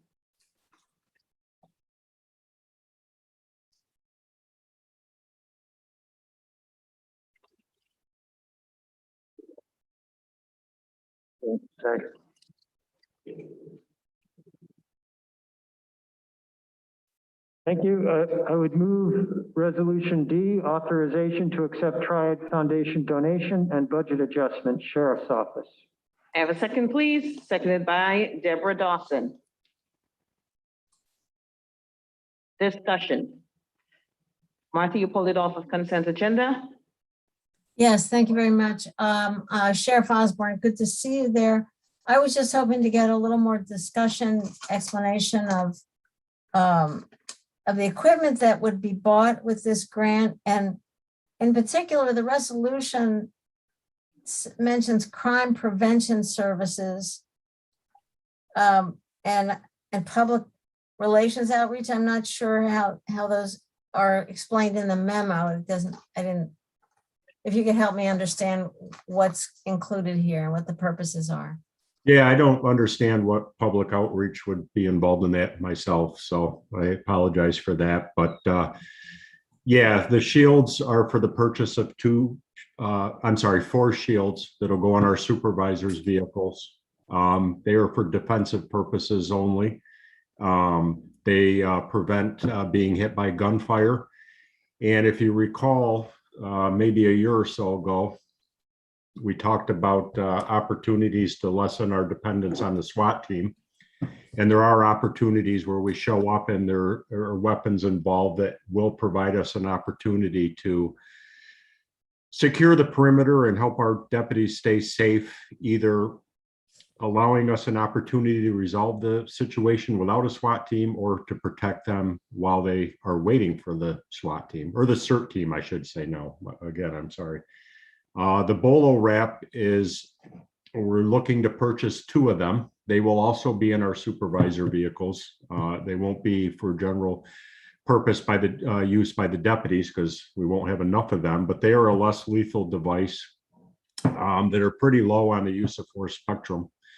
And that'll give us an opportunity to restrain somebody if we need to without using elevated levels of force. It actually is a very good thing. It shoots out a Kevlar rope that wraps around the legs and stops somebody from fighting, running. And it will be used for incidences, perhaps when somebody has a mental illness that we're trying to interact with, things of that nature. It's an up and coming tool that's pretty gaining rapid use by law enforcement. That's the general rundown on those 2 things. Okay, I appreciate that. You know, I think it's important, especially the community is certainly watching what we're doing with reimagining public safety. And I think it's important to be sensitive to what's in writing and what's in our budget, what we approve. So whether it's tax dollars or a grant, I think it's important that we're really aware of what we're buying. So thanks very much for the explanation, Derek. I appreciate it. Thank you, Sheriff Osborne. Other questions? Rich, you had your hand up? I was just going to say, I support the resolution to accept the grant money. I think this is a good use of funds to look at adding more tools to the toolbox so that there's more flexibility of response and certainly more flexibility of less lethal force. So I will vote yes. All right, let's take this to a vote and then. Dan Pine, Yes. Ann Corman, Yes. Mike Lane, Yes. Dave McKenna, Yes. Glenn Maury, Yes. Martha Robertson, Yes. Leslie Shill. Yes. Mike Sigler, Yes. Black, Yes. Amanda Champion. Yes. Deborah Dawson, Yes. Henry Granison, Yes. Rich John, Yes. Leslyn McBean Claiborne. Yes. 14 ayes, 0 noes. That carries unanimously. Rich, will you continue with your report on the next resolution? Sure. I would move Resolution C, abolishing the Tompkins County Family Court Advisory Council. It's what you have next. Resolution already passed consent agenda. Oh, you're right. Sorry. I would move Resolution J, budget adjustment and appropriation of unspent funds from 2020 and prior years to various accounts of the departments that report to the Public Safety Committee. Have a second, please. Seconded by Glenn Maury. Discussion. All right. Vote. Dan Klein, Yes. Ann Corman, Yes. Mike Lane, Yes. Dave McKenna, Yes. Glenn Maury, Yes. Martha Robertson, Yes. Leslie Shill. Yes. Mike Sigler, Yes. Black, Yes. Amanda Champion. Yes. Deborah Dawson, Yes. Henry Granison, Yes. Rich John, Yes. Leslie McBean Claiborne, Yes, 14 ayes, 0 nos. that carries unanimously. Other report from your committee, Rich? Yes, the Public Safety Committee met last Thursday, September 16th. And I do have a few items of news to report to the legislature. One, we had a report from URO and OAR, that's Ultimate Reentry Opportunities, and OAR is Opportunities, Alternatives and Resources, I believe. I always have it by their old acronym, I apologize. No reason. Where they presented on a proposal in collaboration with INHS, Ithaca Neighborhood Housing Services, to develop a 20 unit supported facility for people coming out of jail and prison, particularly people on parole. This has been a real issue for us in terms of controlling our jail population because the parole system is not controlled locally, and they have not taken advantage of our alternatives to incarceration programming. Housing being probably the leading indicator of recidivism. Pardon me, I'm fogging up here. Housing is so critical to being able to establish permanence in the community and to hold a job, to be able to get services that are needed to re-enter the community. So this was a really good presentation. It does look like they've got a well thought out plan, and we'll see more from them. So they presented to us. I also wanted to let the legislature know two other things. One is a representative of New York State came and visited with us last week and presented on a centralized arraignment program that we are now allowed to set up in Tompkins County. And while it might seem a little bit inside baseball, the pandemic has really presented a test case for having arraignments done in a different way than they had been done before. Usually, or in the past, they've been done at all the individual courts all over the county by individual judges. And because of the pandemic and the need to maintain distance and do things in a less contact intensive way, we went to a system where there were online arraignments and arraignments done by judges collectively in lots of different cases at centralized places. It's really worked. It's far better in terms of maximizing the judge's time or optimizing the judge's time. But even more importantly, the individuals get presented in a regular way. You put the police officers back on the road. You're using less time from the district attorney and the defense attorneys, particularly assigned counsel, who handle about 85% of our criminal defense. So it's a far more efficient system. We were not legally allowed to do it in the past, but it does appear we're going to be able to go forward with that now. The other news I have is that law enforcement assisted diversion is about to launch in the city of Ithaca. This has been a very long time in development, and it was interrupted by the pandemic. Travis Brooks from the city has been working on this, who will join us, I believe, in a bit, or May, as a result of the election here. And this is a really exciting bit of news. We anticipate that if it's successful, that it may be expanded more broadly in the county, but it is a way to try to deal with very low-level crimes in a different way than arrest.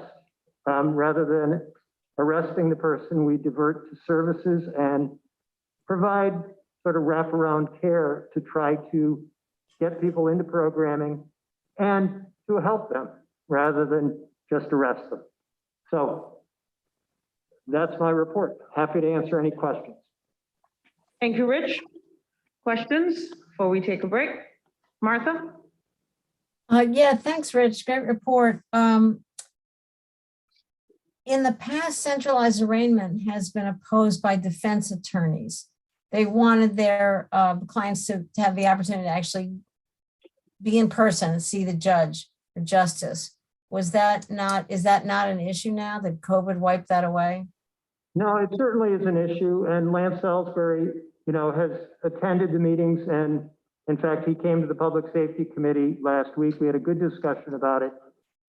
The advantage of centralized arraignment is it's much easier on the council and that it's entirely predictable.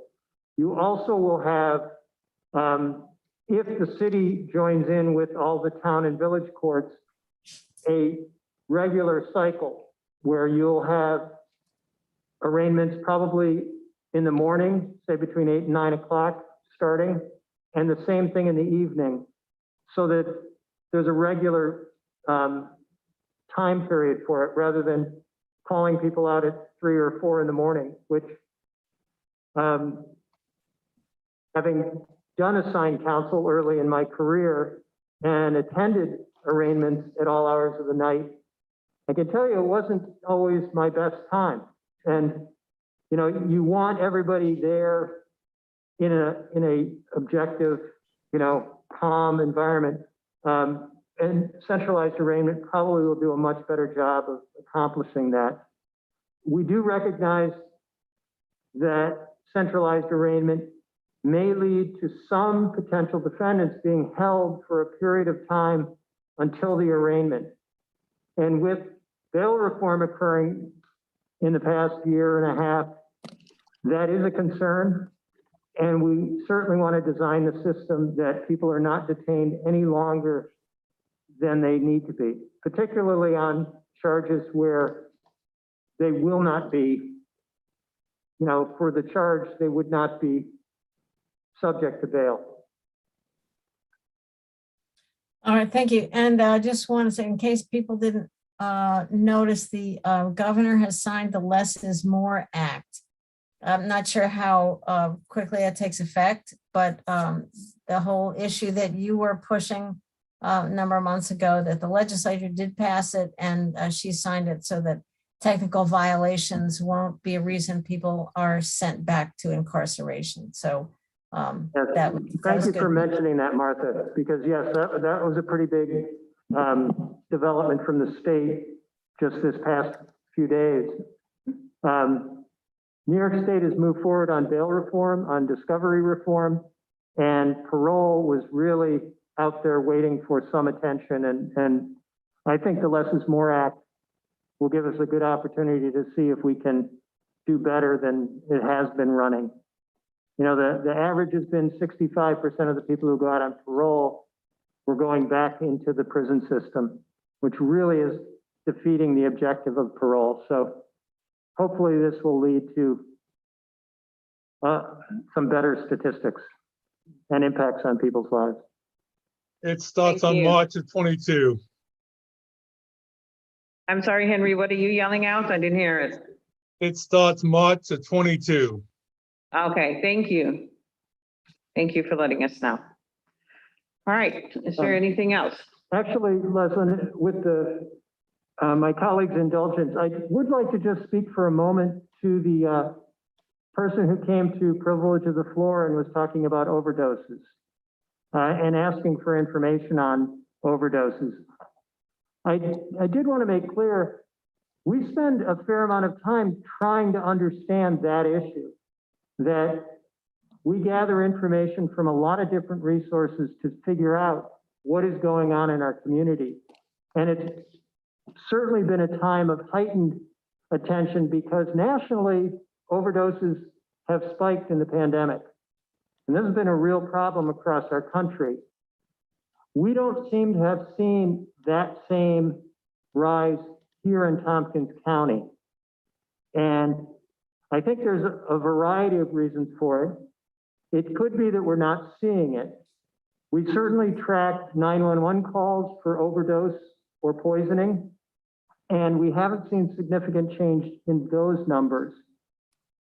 We also try to get some sense of use of Narcan, the medicine used to counteract an overdose. But it's very hard to track because lots and lots of people are trained to use Narcan. And some people overdose and they don't get Narcan and they recover, and you can't get any statistics there. It's also complicated in that for those who get medical treatment, that's confidential.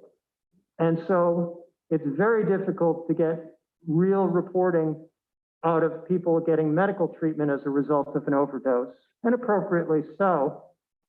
And then also you have the issue that a lot of the drugs people overdose on are illegal, and they don't want anybody to know that they overdose. And they certainly don't want to provide samples of the drugs they overdosed on for testing. So it's hard. It's not that, we wouldn't like to know, and that we're not spending a lot of time and effort, both on the county level, but on local agencies. I'd point to Southern Tier AIDS Prevention, who does a lot of work with needle exchange and trying to assist people who are struggling with addiction, and Reach Medical, as well as the Drug and Alcohol Council and CARS. There's a lot of people in our community thinking about this issue and trying to do something about it. So I just didn't want to leave that unaddressed, because it is a significant problem. The speaker is correct that we should be paying attention to it, and we're trying. Thank you. Thank you, Rich. I appreciate you responding and want to acknowledge that it's not new that we're paying attention. We have been. And even the state had changed the way that it collects the information so that we can get some better reporting on what counts as overdose. So thank you very much. On that note, Rich, we're going to take a quick break, 10-minute, well, more like 9.5 minutes break. Please be back here at 10 of, so that we can power through the rest of our agenda.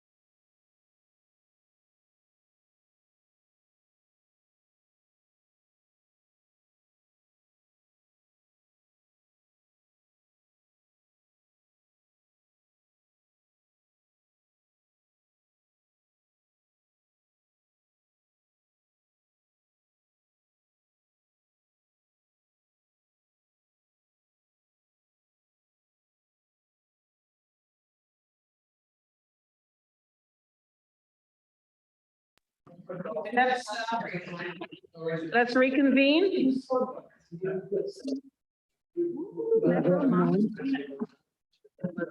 We're back in.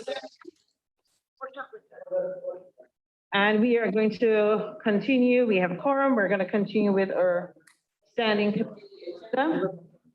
Facilities and Infrastructure Committee, Mike Lane, Chair. Thank you. We met on September 16th. We had a very interesting presentation out of our facilities department. Burrell Lamaro and Alan Lockett, along with Terry Carroll, our Chief Sustainability Officer, brought in several folks from Johnson Controls. And the presentation was about our green facilities project, in which folks ought to know is to make our county buildings reduce carbon to zero by 2035. And we are looking at a bond resolution that was passed at that meeting, which will be coming forward to this legislature, I think next meeting, which will fund up to $6 million toward those projects over the period of time which the project will be moving forward. It's kind of interesting. One of the questions I put to the people from Johnson Controls, which is a consultant who has worked for us for a long time and works for many municipalities. I said, gauging us compared to other municipalities you work for, where would you put us in the efforts for our green initiatives? I said, would we be behind some of them? Are we equal to some of them? Are we ahead of some of them? And interestingly enough, we had their reply was, we're way ahead of everybody. In fact, as they said, you're ahead of us. We're only beginning right now to have a part of our Johnson Controls industry or business, I should say, which will be focused on these kinds of green initiatives. So I think that's a good thing for Tompkins County. We passed a second bond resolution that will be coming to the legislature, and that is for $4,900,000 to borrowing for the backup dispatch center, which will be the facility which will make our emergency communications will have a second location so that it will be redundant if we lose our primary dispatch center's ability to communicate. We talked a little bit more about the proposed resolution that will govern how we go forward with the Bridge New York funding for the municipalities that may be applying and getting Bridge New York funds. Jeff Smith, our highway director, feels very strongly that that should be basically, he should have a lot of leeway to negotiate with the individual municipalities about what kind of bridge, what kind of betterments there might be, and what percentage of the cost will be borne by the county versus the municipalities, along with the original 5% and up to 20% more, so that it recognizes the savings to the Tompkins County. That was a thorough discussion about that. A couple of us thought it ought to be more specific, but that did not carry the day. We will continue discussion on that, and hopefully we'll bring that to a resolution next time. I reported as the rep to the ITCTC, Ithaca Tompkins County Transportation Council, just a couple of not minor things, but a couple of things. One is the Route 34 project in Lansing. The state DOT people told us last week that delivery of the steel is still 2 months away. So there's really no way that that bridge is going to get opened until warmer weather, when after the steel is set, they can pour the concrete for the roadway. So unfortunately, that's going into the next season. Also, Mark Frechette, who has been our contact with DOT for many years, is no longer going to be doing that. His deputy will be, but Mark has moved up. He's been put in charge of the public relations and oversight and communications for the whole city of Syracuse I-81 project. That's a $2 billion project, and I guess we're small change compared to that. But he's a good guy, and we wish him well. Dave, did we miss anything? No, I think you covered it all, Mike. Thank you. Dan? Yeah, it was, I'm not sure whether the F&I or the ITCTC, I can't remember. They announced something that I was really excited about. I just wanted to share it, that the extension of the East Ithaca Recreation Way, the trail, is set to be possibly even next month. It's going to continue from Game Farm Road all the way on to Route 13. So that's very exciting development to me. I just wanted to share it. Thanks. Absolutely. Thanks, Dan, for mentioning that. Thank you. Any questions to Mike on his report? I've got one other resolution. Yeah, I'll just check in to see if there are any report questions. Nope, go ahead with your resolution. This is Resolution H, authorizing award of bid, rehabilitate taxiway A, Phase 3, general aviation apron and taxiway D construction, the Ithaca Tompkins International Airport. That's ID 10372, and I so move. May I have a second, please? Glenn Maury. Any discussion on the resolution? Okay, let's vote on it. Dan Klein, Yes. Ann Corman, Yes. Mike Lane, Yes. Dave McKenna, Yes. Glenn Maury, Yes. Martha Robertson, Yes. Leslie Shill, Yes. Mike Sigler, Yes. Shauna Black, Yes. Amanda Champion, Yes. Deborah Dawson, Yes. Henry Granison,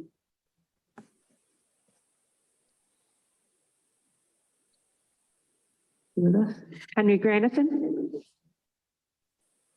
Yes. Rich John, Yes. Susan McLean Claiborne. Yes.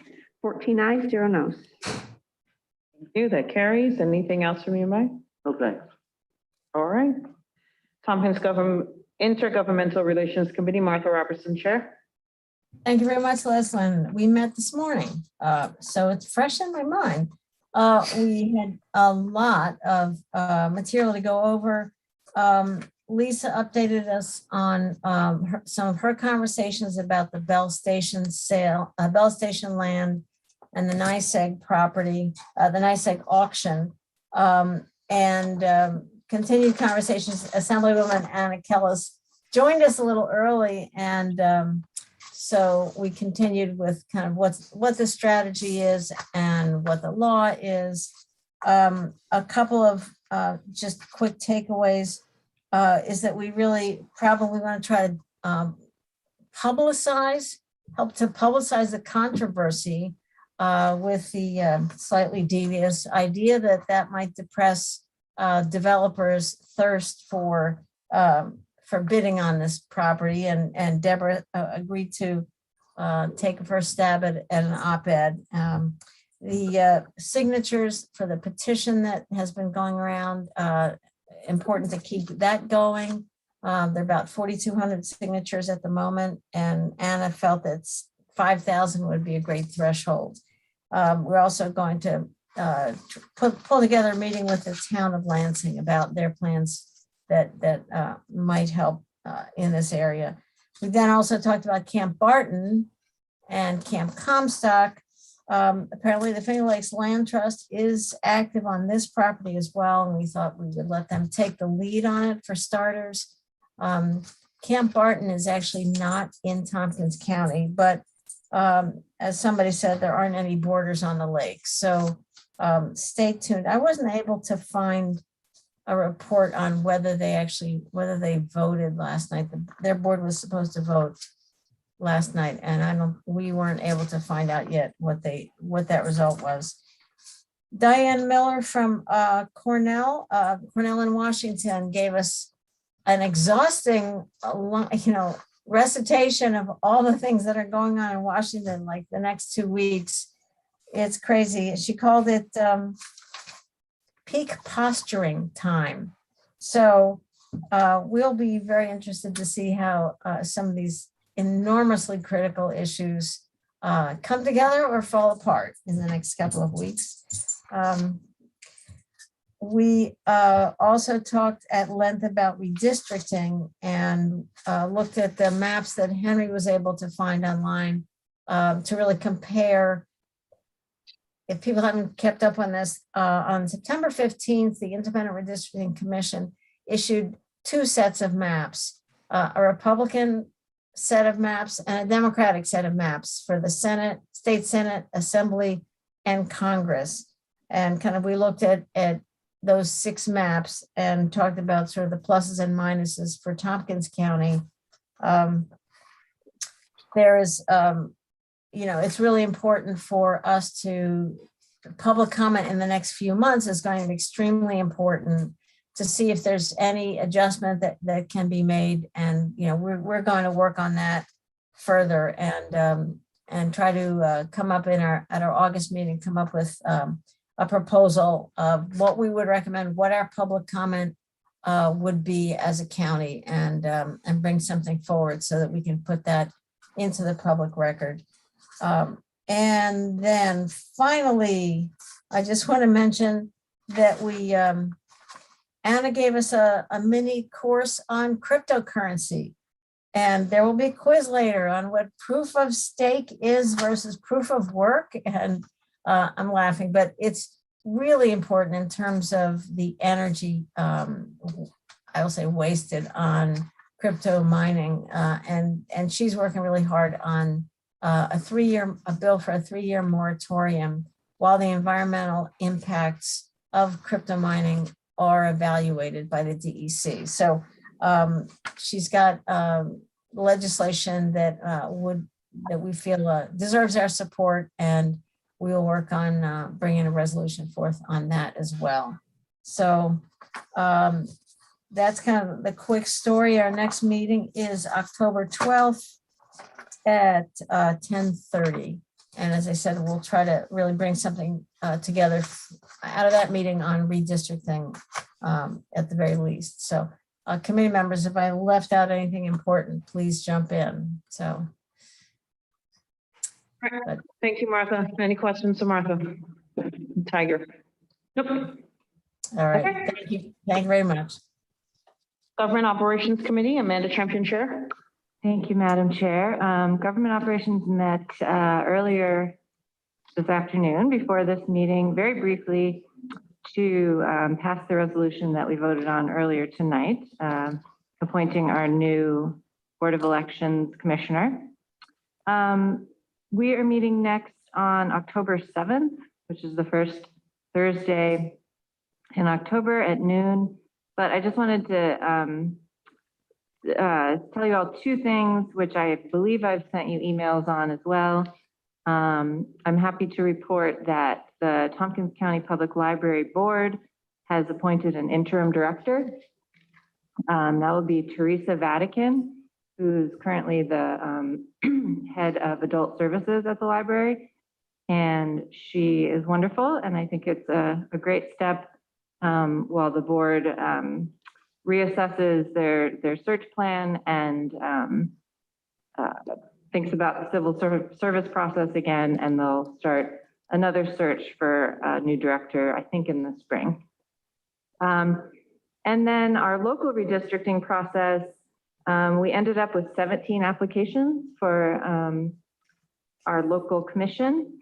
And the next step is that the Government Operations Committee, which is the group that will be doing the interviews and putting forth a recommendation for the 9 commissioners who will be on that commission. We're going to start looking at those applications and setting up interview times with those folks. And we will keep you updated on how that goes. And that's all. Thank you. That's awesome. 17 applications. Beautiful. A little bit of push. Anything for Amanda? Okay. Moving on. Planning, Energy, and Environmental Quality Committee, Ann Corman, Chair. Thank you, Madam Chair. We met on August 23rd, and I reported on that at the last committee meeting, but our next committee meeting is coming up next Monday, September 27th at 1:30 p.m. And what we have on our agenda, we have the proposed adoption of the Tompkins County Hazard Mitigation Plan, and that's the update for 2021. And we also have a report and discussion from Sustainable Tompkins. If you're not familiar with them, they do a lot of great environmental things in the community.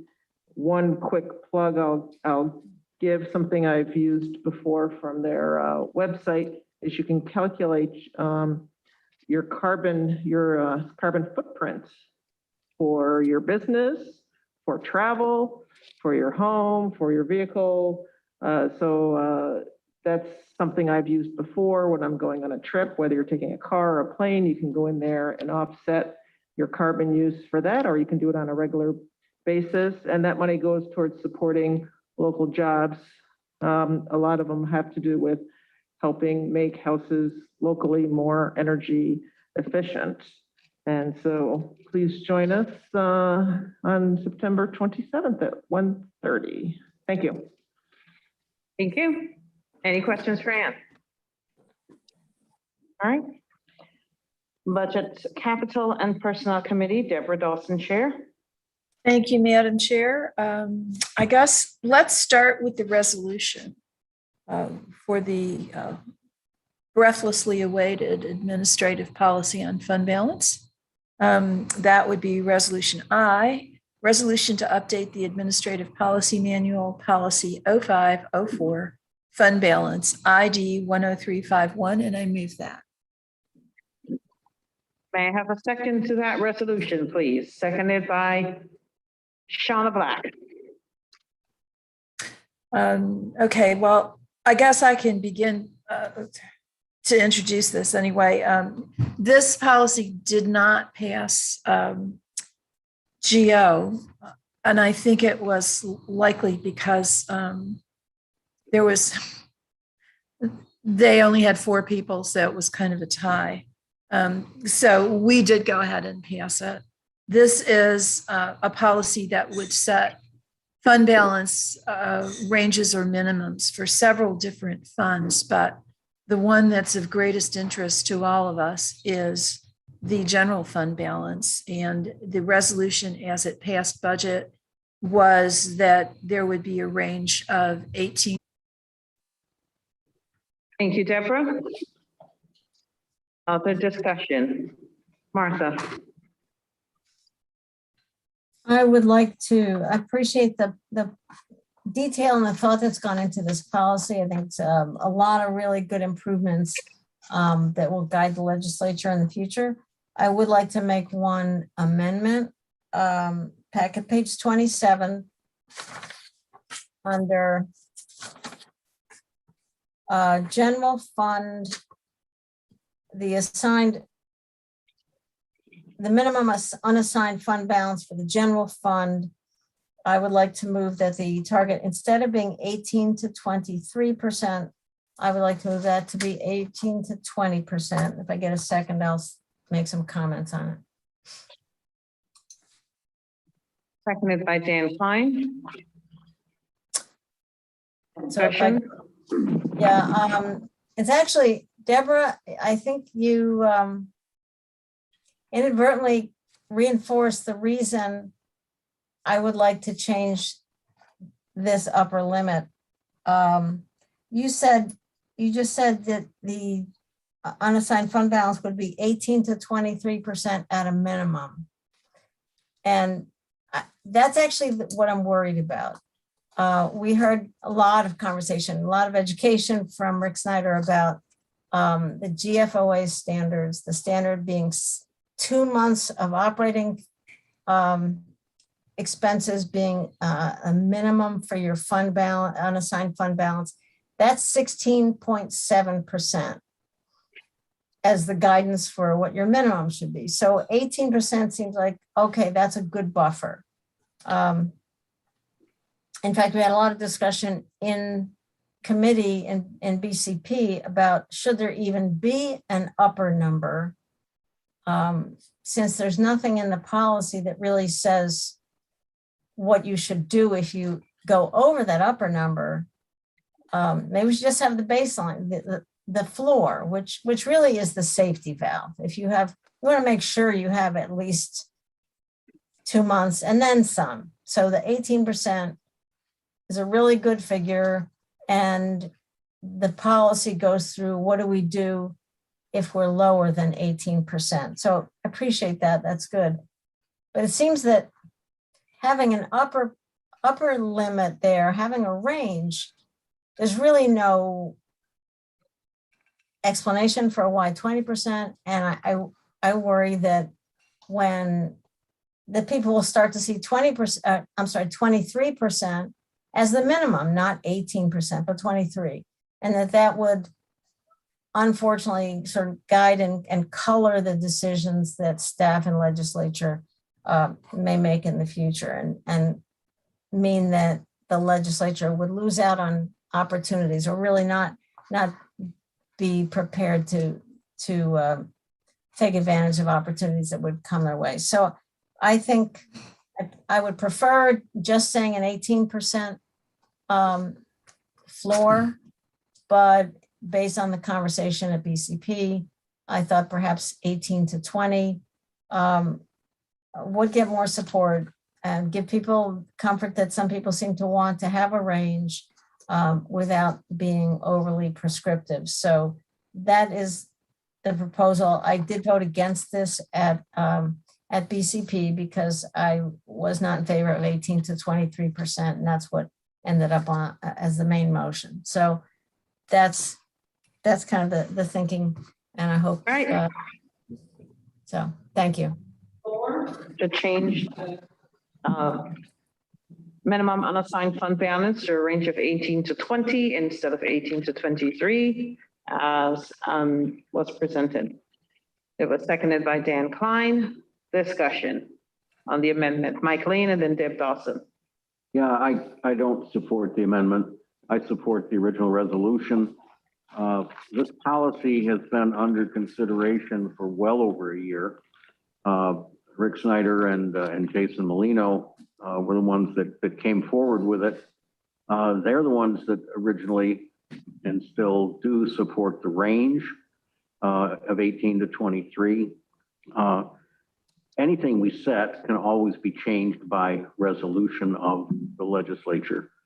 But having sufficient amount in fund balance in case we have emergencies that we may not even know what they're going to be yet is pretty important. And I don't agree with the folks who say that there's no consequences for the upper range. What it does is alert us if we are getting a larger fund balance, and alerts us to start taking steps as to perhaps reducing taxes, spending some funds on one-time projects, those kinds of things. I don't think we ought to have a lower amount, because I think it's important that we have a good amount in the bank for things that may come along. And we certainly are glad that we had what we did in our fund balance now through the pandemic. So I can't support this. Right, Deb Dawson. Thank you, Madam Chair. Well, at the risk of repeating what I said at BCP, logically, it makes no sense to have a range when there's no prescribed consequence of exceeding the range. I appreciate the argument that Mike makes, which is, people need to be alerted as to when maybe we ought to be using fund balance instead of raising taxes. But on the other hand, we've had a 10% fund balance policy now for years. And our current fund balance is now way more than 10%. So I just don't see the logical reason to have a range at all. That said, I think any upper level on the range is totally arbitrary. I don't think 20% is any less arbitrary than 23. But it's not a hill I want to die on. So, obviously, if y'all think that we need to have a range, even though there's no consequence to the upper end of the range, so be it. I'll call you later for whatever that phrase is you just used. I can write that one down too.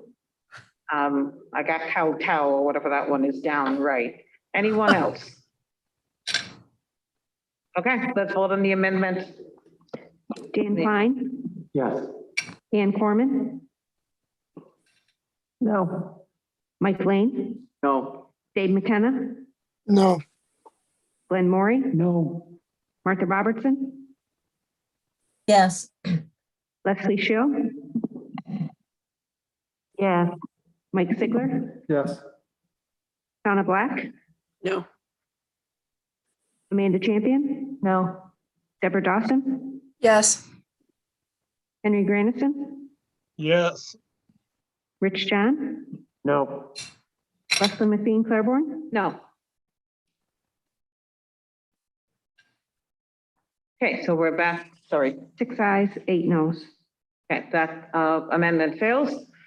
So we're back to the main motion, which includes a policy change of minimum unassigned fund balance, a range of 18 to 23%. That's what's on the table. Discussion. Henry? I would propose an amendment that we just change it to 18% flat rate. Amendment to 18%, seconded by Leslie Show. Discussion? Yes, Donna Black?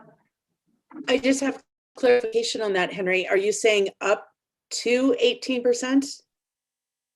Or a minimum of 18%? Like, what is the wording with that? Second? No. No.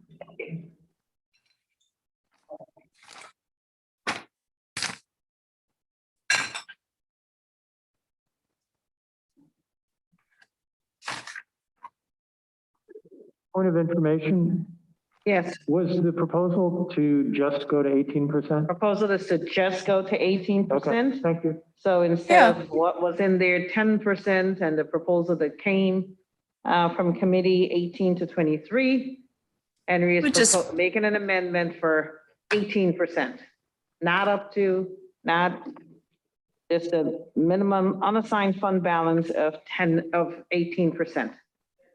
Yep. Right. Any other discussion? Okay, let's vote. Dan Klein, Yes. Ann Corman, Yes. Mike Lane, No. Dave McKenna, Yes. Glenn Maury, No. Martha Robertson, Yes. Leslie Shill. Yes. Mike Sigler, Yes. Donna Black, Yes. Amanda Champion, No. Deborah Dawson, Yes. Henry Granison, Yes. Rich John, No. Leslie McBean Claiborne, No. 9 ayes, 5 noes. Okay, that carries as the amendment, 9 ayes, 5 noes. It becomes the main motion. Now we have to vote on the main motion, which is the policy, administrative policy changes as presented from committee, including on minimum unassigned fund balance, general fund of 18%. Okay, let's vote. Dan Klein, Yes.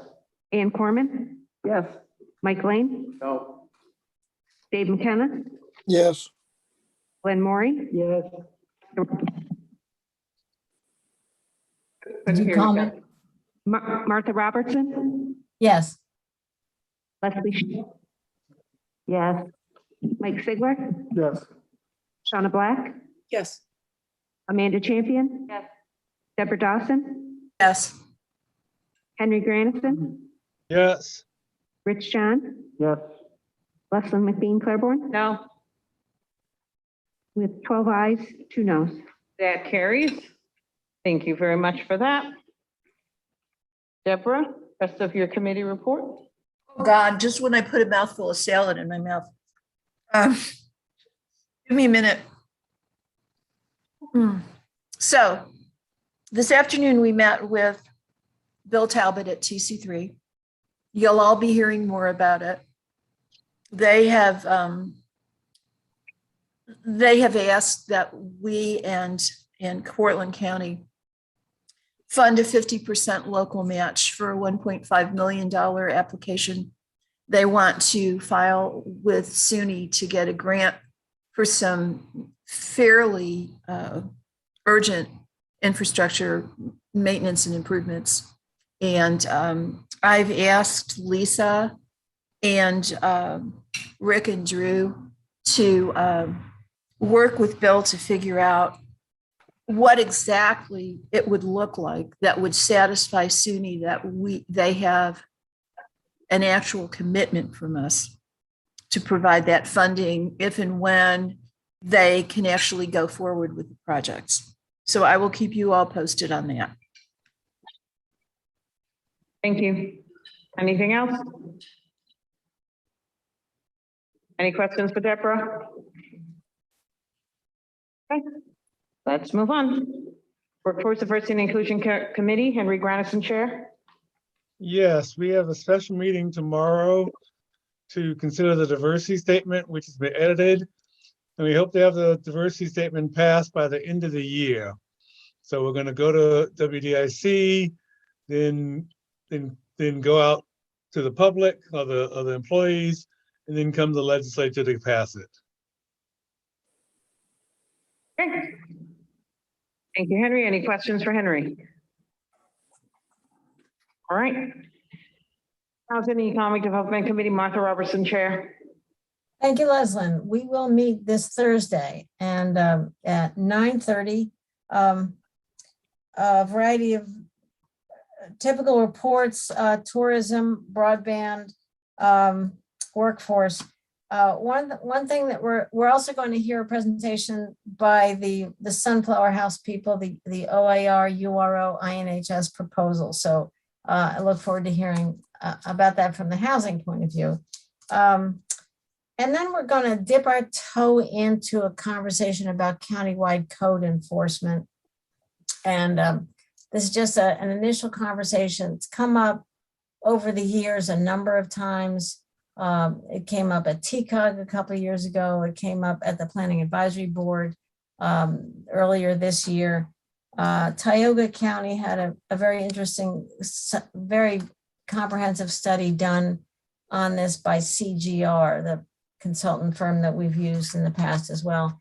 And so I wanted to follow this up and see if there's interest among the committee to looking into that a little bit further. So so this is just the first conversation about that issue. So I can, I suppose, report on that discussion next month. So that's my report. Thank you. Any questions to Martha and toe dipping? And coats?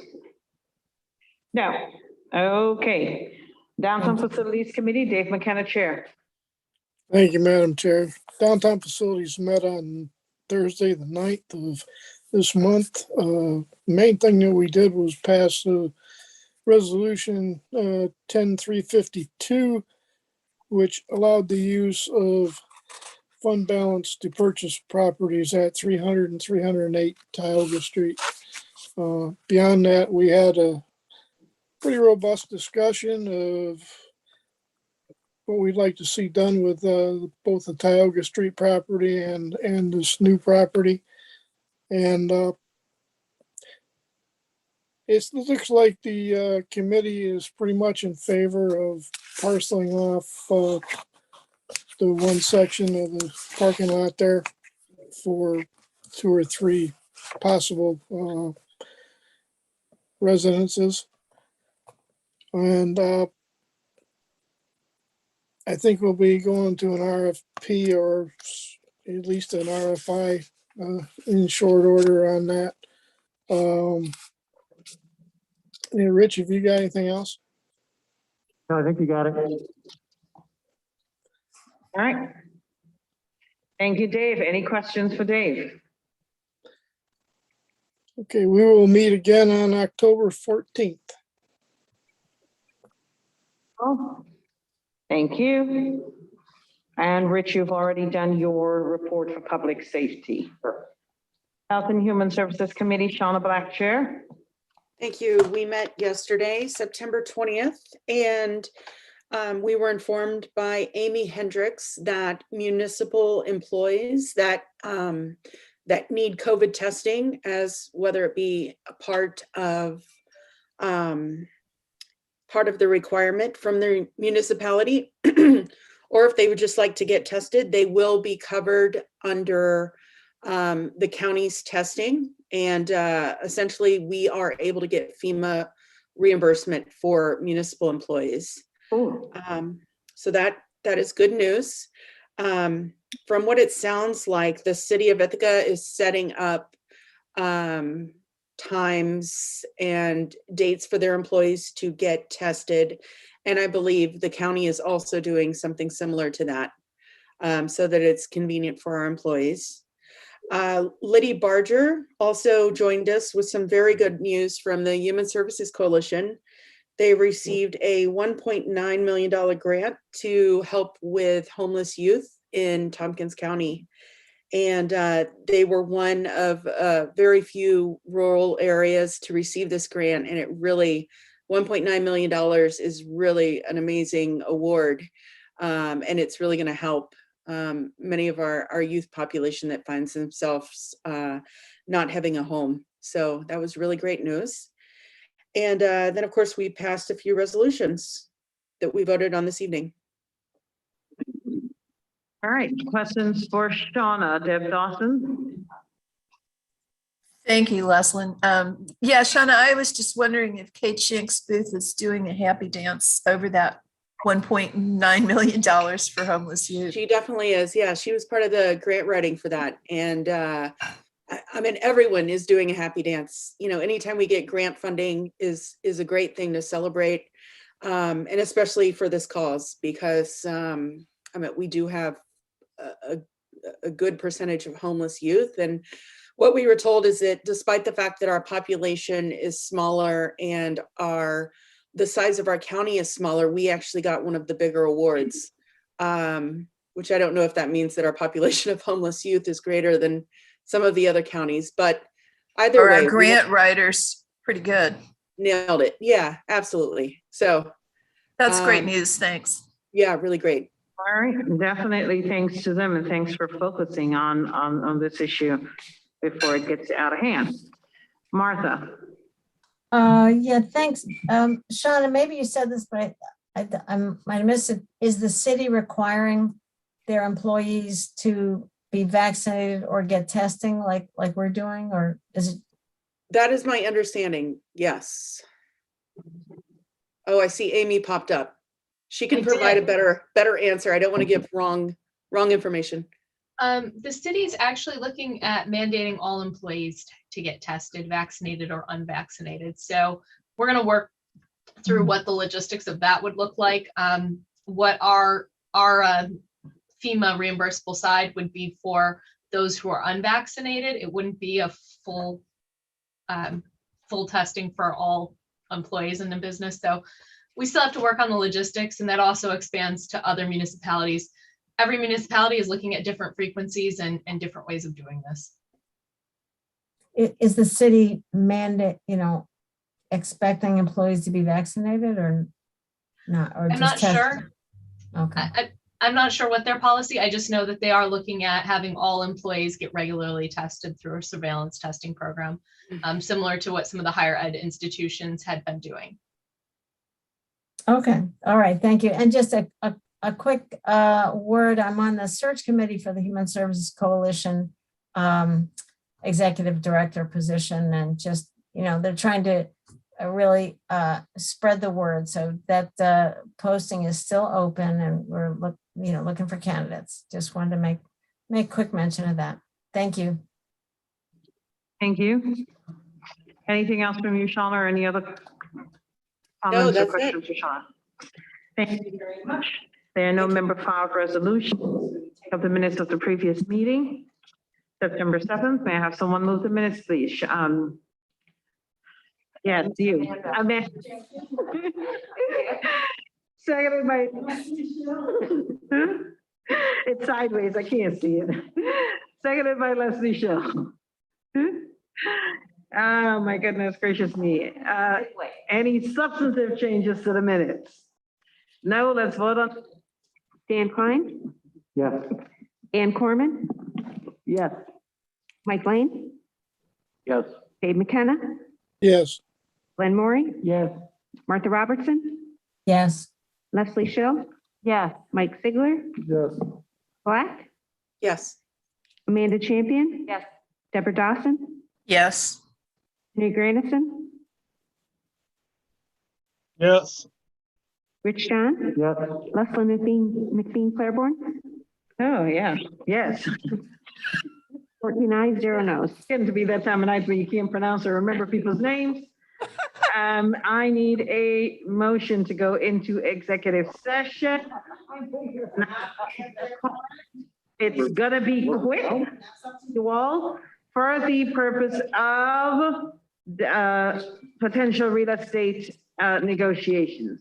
Moved by Deb Dawson, seconded by Ann Corman. We are not going to be taking any action, so when we come out of executive session, we will be adjourning. So please let us know when we're shut down. Oh, I need a vote to go into executive session, sorry. Dan Klein, Yes. Corman, Yes. Mike, Yes. Dave McKenna, yes. Glenn Maury, Yes. Robertson, yes. Leslie Show. Yes. Yes. Black, Yes. Amanda Champion. Yes. Dawson, Yes. Henry Grandison, Yes. Rich John, Yes. Leslie McBean Claiborne. Yes, 14 ayes, 0 no's. okay. Thank you very much. I tried, guys. I tried to get us out of here by 8. I did, I tried.